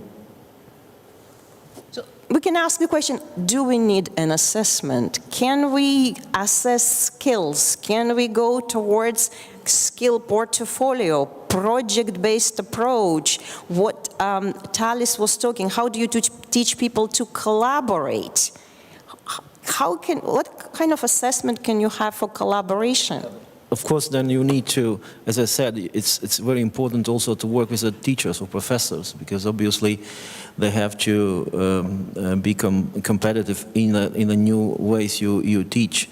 And I think, of course, the classical way, you know, just you sit in the lectures and then you write exam, I think it's gone, right, largely.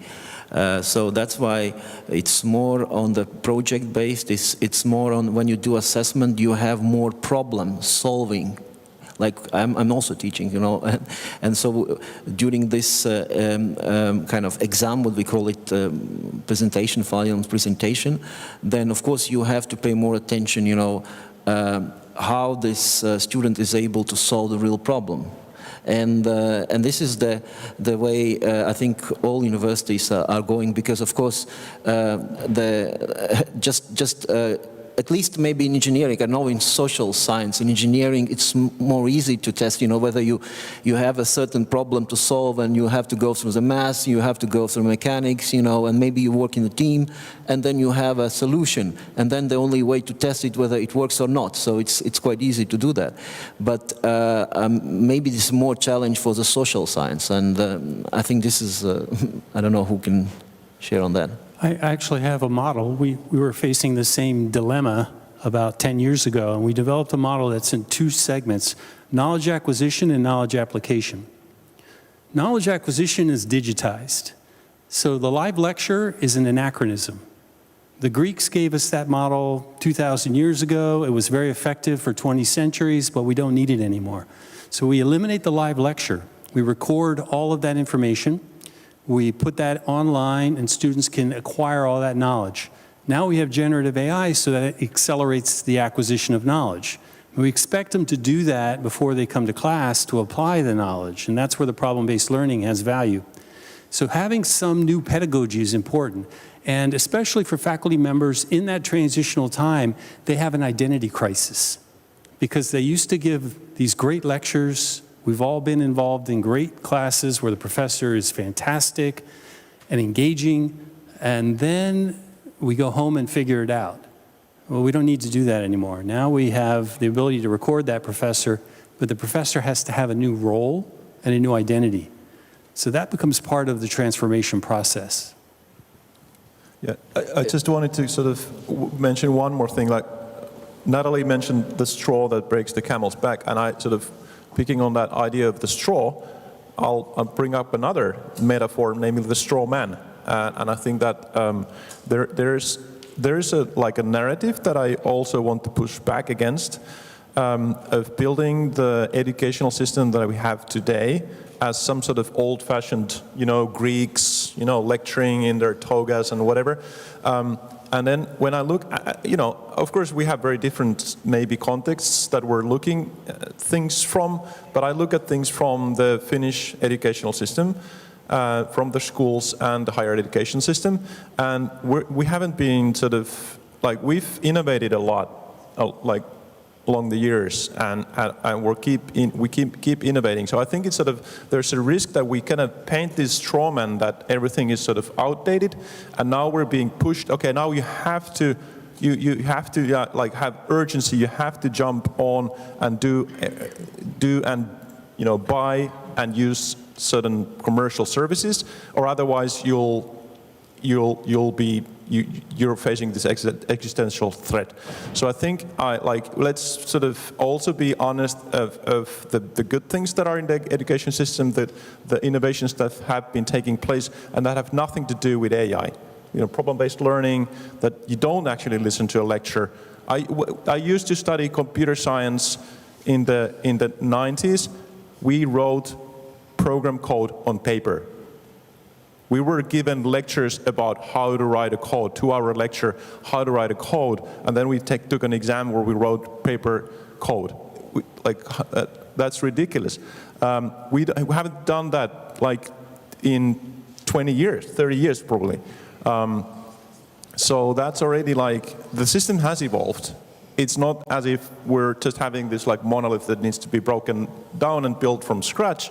We can also sort of progress with more like sort of deliberation and care, and don't like rush into things.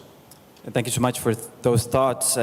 we are running out of time quite soon, so I want to switch more to some of the practical applications and practical ideas, perhaps that Latvia could take away from this, or I would be interested in Estonia doing that, or whoever, smaller countries. Now, one thing that we discussed quite a bit here, and many of you had thoughts around that, is critical thinking and over-reliance on AI and things like that. I recently saw on social media a very interesting statement by a student at UC Berkeley, and she basically said that I just deleted my ChatGPT, Perplexity, and Claude account. Ever since I started using these tools, I've become less curious about the world. I became obsessed with generating outputs rather than making mistakes and growing. And I'm constantly on the lookout for applications that are truly useful for education. So some examples that I've seen, I heard that Anthropic's Claude is experimenting with what they call learning mode, whereas you don't get an answer to your question, but you get Socratic questioning. It will steer you towards answering those questions yourself. That's an example of, I would think, quite a useful application for education, because usually students will be very eager to get the right answer or whatever answer quickly and then do something else, right? And then that doesn't really teach you anything. So I'm wondering what kind of applications would be really useful, in your view, in education for Latvia to experiment with?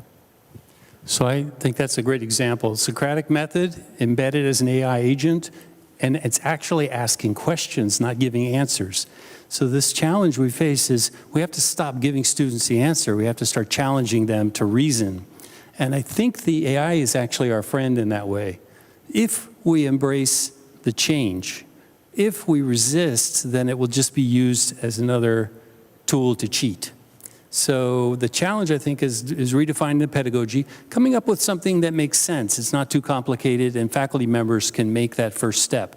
But a Socratic agent is, for me, the evolution of that tool, and I'd like to see more of that. And most of the agents now have learn mode, most of the LLMs. So if we proceed in this order, then I'll sort of shamelessly self-promote our own project called Generation AI, which is developing AI teaching methods for schools, like even down to the preschool level. And so we do that in collaboration and co-creation with teachers and even the kids. And so I think that's something that is very important to remember.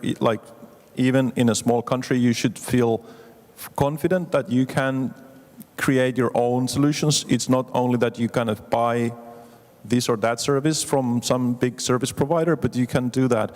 And I think it's much better because you can then develop them based on your context, your values, and you can have like ownership of those things. It's very important that we don't just rely on others in terms of education. And so I would recommend that anybody kind of join in this sort of idea that you work with the teachers, you trust their point of view, their understanding of the school system, the educational needs of the kids, and then co-create with them your own tools and solutions. And we've been doing that, and we'll be happy to share what we've learned and continue together.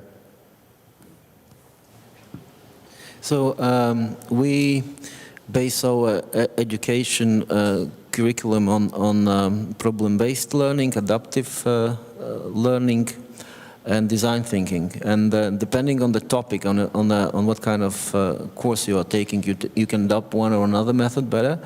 So we started with Alex actually at the high school level. Now we want to use it also in other courses, in biology, in chemistry, because it's more gives you ability to individualize your learning curve. So I think this is also another way another approach is to have AI as an agent helping professors to prepare for the lectures, prepare also for the exams. So this is the tool which will be used both for the student and also for the staff. And building upon what my colleague said, so you can also look at pedagogical innovation. In other words, how how professors, how teachers allow or explain students to use AI. If they're already using generative AI tool, okay, use it, but tell me which tool you used, how you used it, why you chosen, and let's compare results. So the tools are there, they're using it for cheating, okay, but what was your thinking doing it? This doesn't require any apps, it's just a pedagogical innovation. But someone already told on this panel that a lot of innovations are pedagogical and have been so. Okay, thank you so much for those ideas. In the last panel, I think somebody asked the question about what should students do preparing for the job market in the age of AI? And I thought it would be good to ask you this question as well, in the sense that, is it still a good idea to study computer science, considering how amazing some of, Gemini 3 just came out and looks like it beats all the benchmarks and is amazing at coding or whatever? Is it still useful to study computer science? What should students study? What should their approach be in the age of AI when it comes to education? Well, maybe as a computer scientist, I can say that programming is a very small part of computer science. Computer science is really about creative thinking, problem solving, understanding, people's needs, and so the classical, we call it the specification problem. So when you encounter a need and you're trying to address that by developing some software solutions, the first task is to specify what is the software supposed to do, and that is really that's the most often the sort of the critical part. Once we figure out what this program should do, then actually programming it is not such a big deal. So I would, like the fact that these systems can produce code changes very little in terms of the need for computer science training. I concur. The way we think about it is habits of the mind. You're developing a thinking process that you can apply to any problem. I studied engineering and I studied architecture, and what I took away from both of those, I was never an engineer and I was never an architect, but I learned how to think about problems and I learned how to specify solutions, and that served me for the last 45 years. Every job I've ever done has drawn on that skill set. So thinking about that, and we've done the same with history, philosophy, and psychology, so it's not just STEM. It's about habits of the mind, but you have to take that proactively. Leadership has to say, this is the way we are going to teach in the 21st century, and then be very proactive, because faculty are generally reluctant to engage in the process because of the risk. They don't want to accept the risk. So leaders have to be super proactive here and make that part of the discussion. Yeah, and I would echo what was said, and I would probably go even further. I think people should study whatever they want, whatever they like, as long as they like it and they learn how to solve hard problems. You've seen on one of the first presentations in the morning that Latvia is not doing that well in terms of regulation for universities. We're doing well for autonomy in terms of funding, but so universities should allow people to switch halfway and to do the most unimaginable combinations of things. You want to study biology and AI? Excellent. This is exactly where innovation in those cross-cutting fields will come from. Art, history, and AI, fantastic. We also need that. And there probably would be enterprising individuals who would do it anyway, but how we as a country enable systems that allow it. This is a question. And sort of it also echoes where is our competitive advantage as a country, right?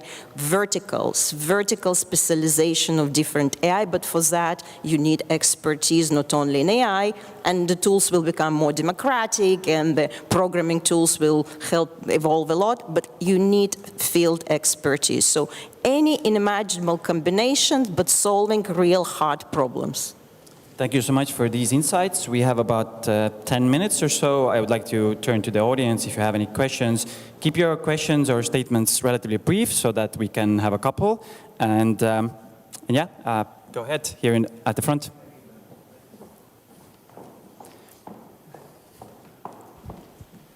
So first of all, thank you so much for your presentation and your panel. I think it's been super informative and really, really useful. I had a question about process and architectural innovation. So to kind of explain what I mean by this, when we think back to electrification, so previously, like a long time ago, we had factories that were mostly steam powered. So the factory structure was that you had this like big engine in the middle of it, and then all these workstations kind of coming out of it. And so when they electrified, what happened is you could have like a small little engine next to each workstation. That was process innovation, but that didn't really change productivity. What changed productivity was when people figured out, wait, we can move our workstations around, we can turn them into an assembly line. And so that was the big thing that electrification brought, which was not just process innovation, we're doing the same thing, just with a different source of power.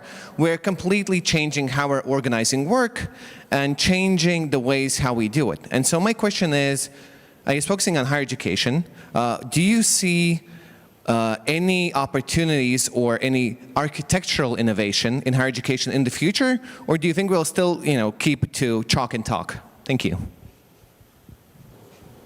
So professor productivity is a term that I like to use and a term that professors hate. But it's really about making their time more efficient. For example, I discovered a product called Knowledge, N-O-L-E-J. It's a French company that won the BETT Award for Innovation in Europe in educational technology a couple of years ago. Knowledge will take your video from YouTube and it will generate instructional resources around your video, quizzes and glossaries, and it even embeds pop-up explanations in your video. It does that in 5 minutes. It used to take me 5 days to do that, to build out all the quiz material and develop all of that infrastructure, that intellectual infrastructure. So it's a 100x productivity gain. It still relied on my video, my lecture video, to make all that content, but it can do it so much faster, and then I just have to edit it. So I think we're going to see that kind of structural reform, and that goes back to the comment about how content creation is an opportunity. On the teaching side, we have to think more about what are we doing in the classroom, and that's where we have these changes in the architecture of the classroom, and we have to think about that physically, how we design the room, and then actually pedagogically, what are the activities we're doing. But I see both the knowledge creation and the knowledge application as being opportunities.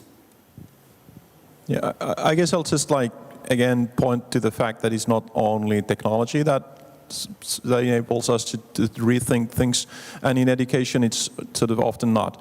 And the idea of a flipped classroom or problem-based learning or project-based learning, that is really much, I would say, like a process innovation in terms of educational innovation, where the professor no longer is sort of the bottleneck in terms of the learning, but maybe their role is diminished, and the teaching assistants and small group supervision is more important. And I think that's a huge difference in terms of efficiency and productivity, for sure.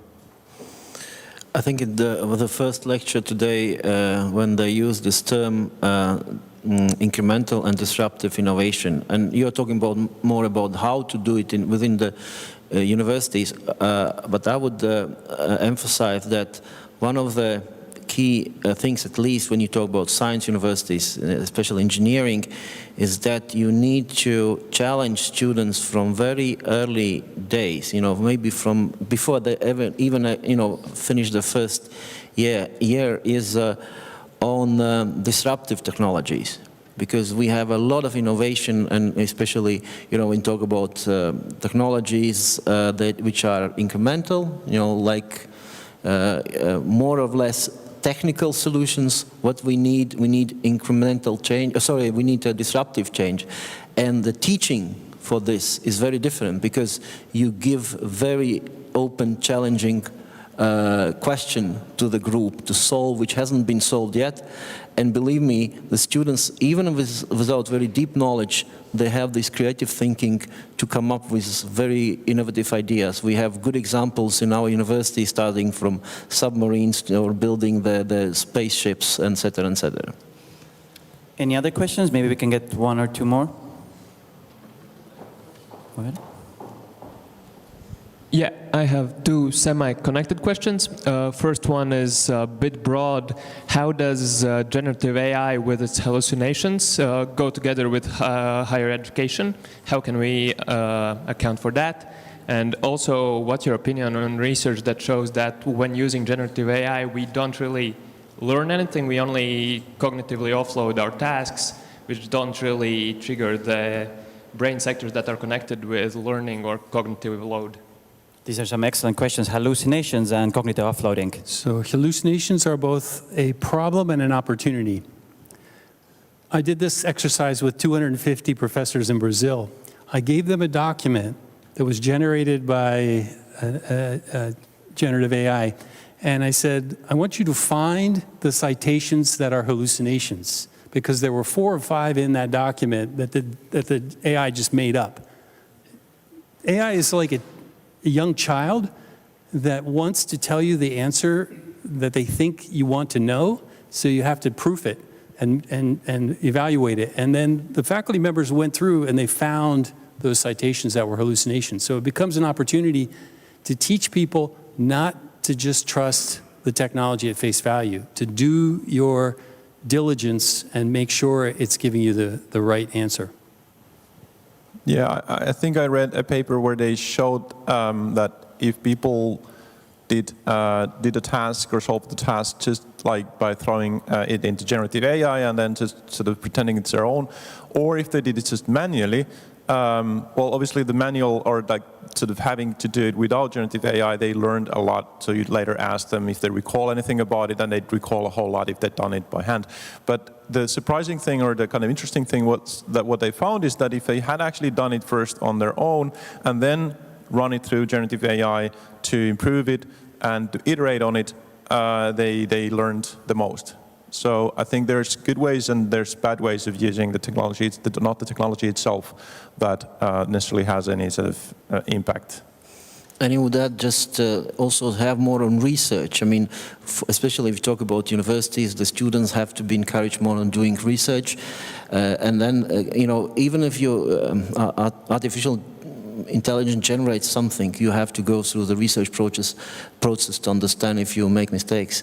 For example, today, 11th November is not public holiday in Latvia. There you go.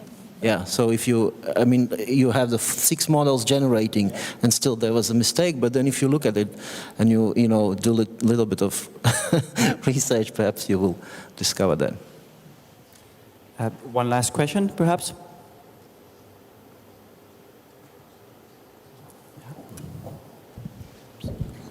Thank you. Also from my side, a question I have is linking research that we do across the board on using AI in very different disciplines and using it in the study process, right? How do you see, how can we benefit from all the using AI in, let's say, image detection for medicine, for robotics or so on, and how do we transfer all this knowledge to helping the education process thrive as well? Same problems and opportunities. I think your researchers have to do the same kind of due diligence that your students do. I would encourage people to try it, but have their doubts until they can verify that it's not a holiday and the AI is giving them false information. But it absolutely enables research, just like it enables learning. I would maybe sort of circle back to what I said in the very beginning, is that generative AI is not the only kind of AI, and in most fields, I would actually make a claim that, again, feel free to disagree, but I would say generative AI is hurting or hindering research progress more than helping it, because of the slop and the burden on the peer review system, that people just like write papers and in the worst case also review papers with generative AI, and that is sort of adding so much noise that I think the net effect in many fields is going to be for at least sort of the foreseeable future negative. So I'm very skeptical about that, but I'm very optimistic about the potential of other kinds of AI in terms of analyzing data sets, like obviously AlphaFold, pharmaceutics research being like truly revolutionized in terms of productivity due to AI, but it's not language models. Any final thoughts, Natalie, or? On this topic, on final thoughts in general. Either one. So I think we can move to final thoughts, and I can start with them, given that we have the final panel of the day. And I have lots of things on my plate, obviously, as Director of AI Center of Latvia, but one topic that transpires in every conversation which I have, starting obviously from universities, but public sector, but defense as well, and also the topic that was here on every single panel. So if there was one thing we need to do, what can we do? And I would repeat what Larysa, you said, train everyone in AI. So if I can train, I don't know, you trained 1% of Finnish population in AI, but it was 10 years ago. Let's be more ambitious in Latvia. As Jānis Sārts said, you don't need to wait for anyone to take bold steps. Or as our president said, you need act with focus. Let's train, I know, 30% of Latvian population in AI in some variety of upskilling, reskilling, doesn't matter. And then we give people the tool to experiment or the tool to evaluate what's going on with around them, sort of in this very overhyped AI space.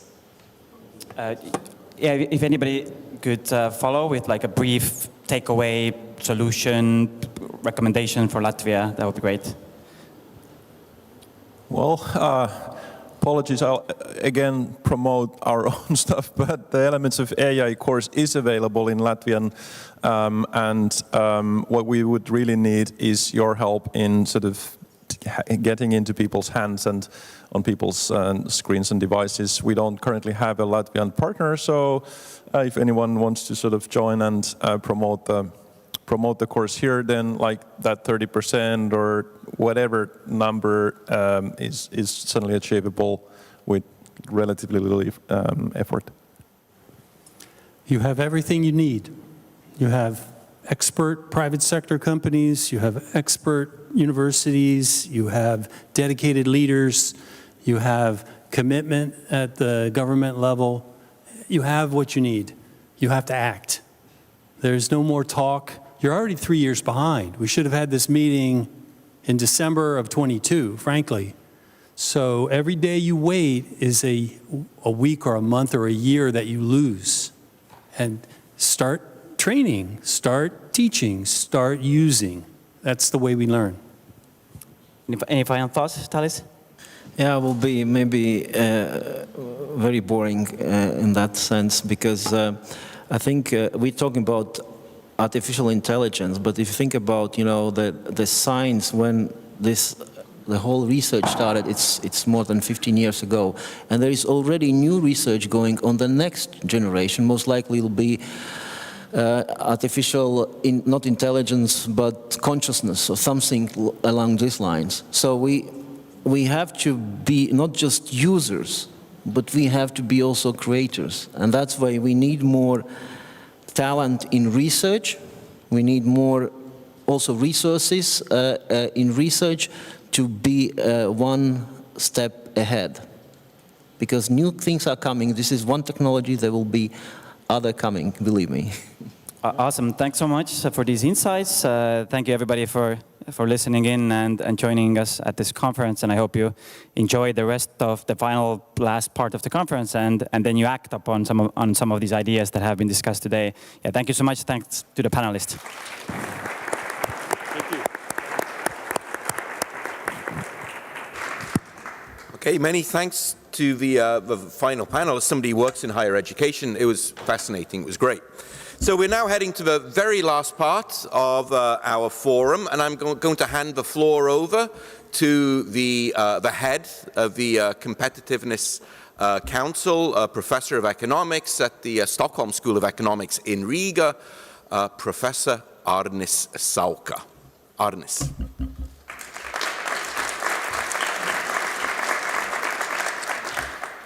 Oh, yeah, what a wonderful day, and thank you, Daunis, for a great moderation. Well, it was emphasized several times that we live in an AI world, right? And And what I realized already some time ago, that I'm not properly educated for this work.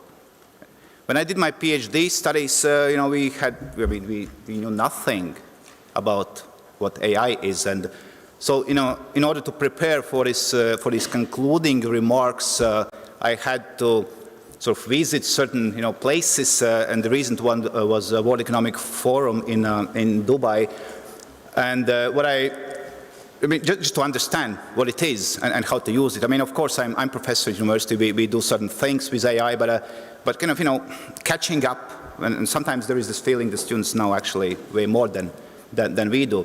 And what I realized, one thing that what I realized from these different forums is that if anyone, then the cyber security people will be the ones that are needed really in the market. Yeah, so they will be demanded a lot. And also another thing that I'm thinking constantly about is if we are talking about application of AI in policy making, in academia, there are areas which are, rather conservative and not changing so fast, then it's for sure that AI is applicable everywhere almost, right? And then it's the most important question is how to apply the AI in different areas. And I think, I don't know, this is the key reason why we organized this forum, to learn, to understand how this application can be best made. So I mean, I think I have 5 to 6 pages of the notes that I made, and that we will try to implement together with my colleagues in Competitiveness Council, and I also do hope that we will have a good cooperation, at least with some of the speakers and some of the panelists that attended this meeting, because just in the science we know that science as such is international, and we have to collaborate also internationally. And thank you to everyone that also provided great examples of what can be done in Latvia to use AI. But maybe just a few takeaways. I will not keep you for too long here, but just a few takeaways that I think might be of benefit for us to consider. And one comes from the very first keynote this morning, that basically said that EU is lacking behind in technology development, and maybe only the startup ecosystem is something that we could be proud of, right? So, I was thinking throughout this discussion, can we actually as EU achieve better technology development with the existing governance that we have in EU? Well, the way we are governed, the way we are created, the way we are functioning. Now, comparing to how US is doing and other big nations we are competing with or engaging with. And that is I think, a very big question that was also addressed in this World Economic Forum when we looked on EU within other bigger landscape. Then I love this example of photography and art, and that the innovation was emphasized as something that is very, very important. Yet my own research actually shows that innovation is important, but it is nothing without the risk-taking. And I love to see that risk-taking was highlighted as one of the elements, and also linked with the trust throughout the discussions, right? What I see from my research is that innovation fosters constructive risk-taking, and this is how the value creation, value added, the performance is created. But it's only through the risk-taking when innovation matters, not as such, right? So this is another element, and how to facilitate risk-taking is a policy debate and policy issue as well, and this is something we should also think about, also in the Competitiveness Council, I guess. Power and behavior discussion was fascinating and fantastic, and I have to say I do believe in global markets. I really do believe in global markets still, and I think that this is also the way the competitiveness can still be fostered. But also the balance between competitiveness and security is $1 billion or euros question, I guess, right? And this is the never sort of ending debate, and I love to see that we touched upon some of this without clear answer. I mean, it probably cannot be answered. But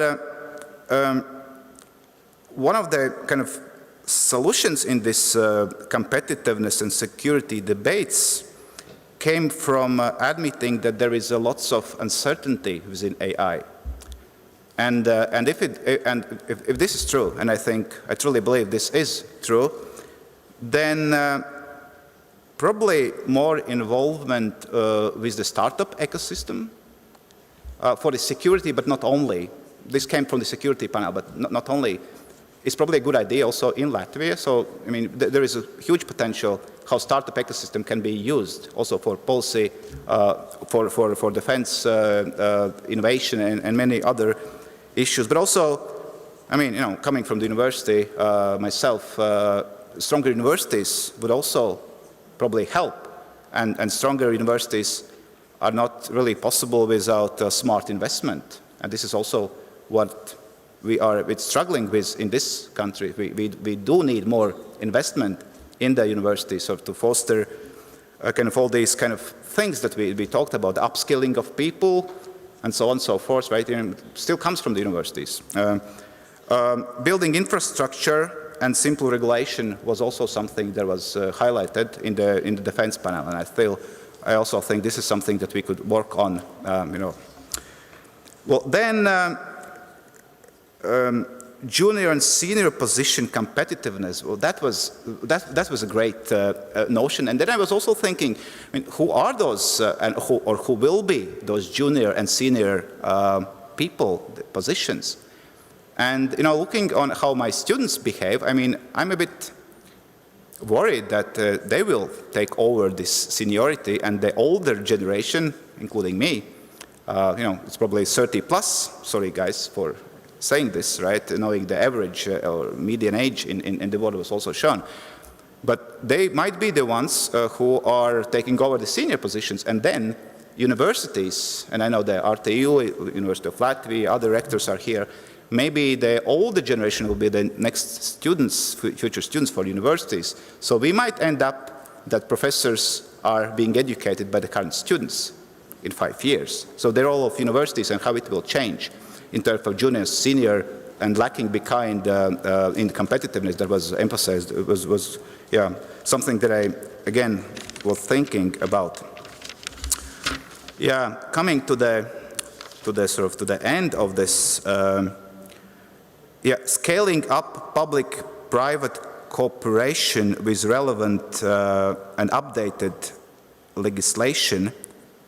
Well, I mean, Latvia can learn a lot from the Danish example, I think, and thanks Denmark for sharing. This was also very, very interesting, and it just, it's a bit of adoption that we need to understand how. So really looking forward to cooperate further with you was very, very good.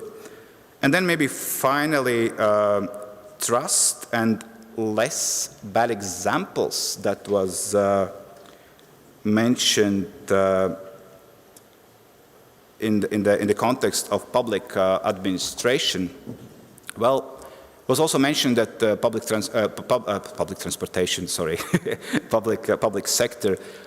It was also mentioned that public sector should not take risks, and to this I think I don't agree. I think that if public sector wants to lead this debate, and public sector is more and more involved in AI debate, so showing the private sector sometimes the way to do this, setting the framework, even though the private sector companies are long already, for a long time using the AI and solutions, and they could actually advise the public sector much more than public sector think.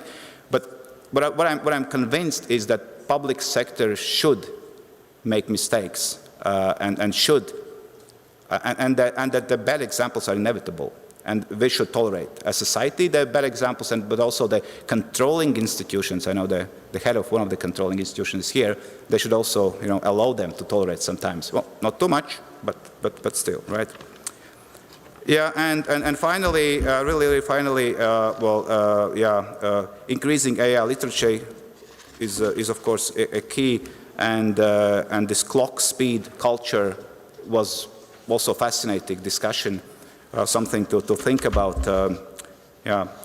That the time is not the same was something that is one of the key takeaways for myself today. Something also to think about in my university when I'm teaching and doing research. Well, to conclude, even though we live in the AI world, and I've learned that it's not a good idea to say thank you to AI, because it generates resource. Yet we can say thank you to humans, right? So, and this is how I'm going to really conclude the concluding remarks. Really, thank you a lot, all of you who traveled here, and thanks the local celebrities who attended this and made it kind of the more sort of for Latvia, which I hope it's also will come to some real activities, and again, I do hope that some of you will still cooperate with us in the future to implement under the action. The action is, and I agree, we have everything. The action is needed. So yeah, thank you also to organizers, of course, and to all my colleagues. And that concludes the forum, I think, Daunis, right? Yeah, thank you.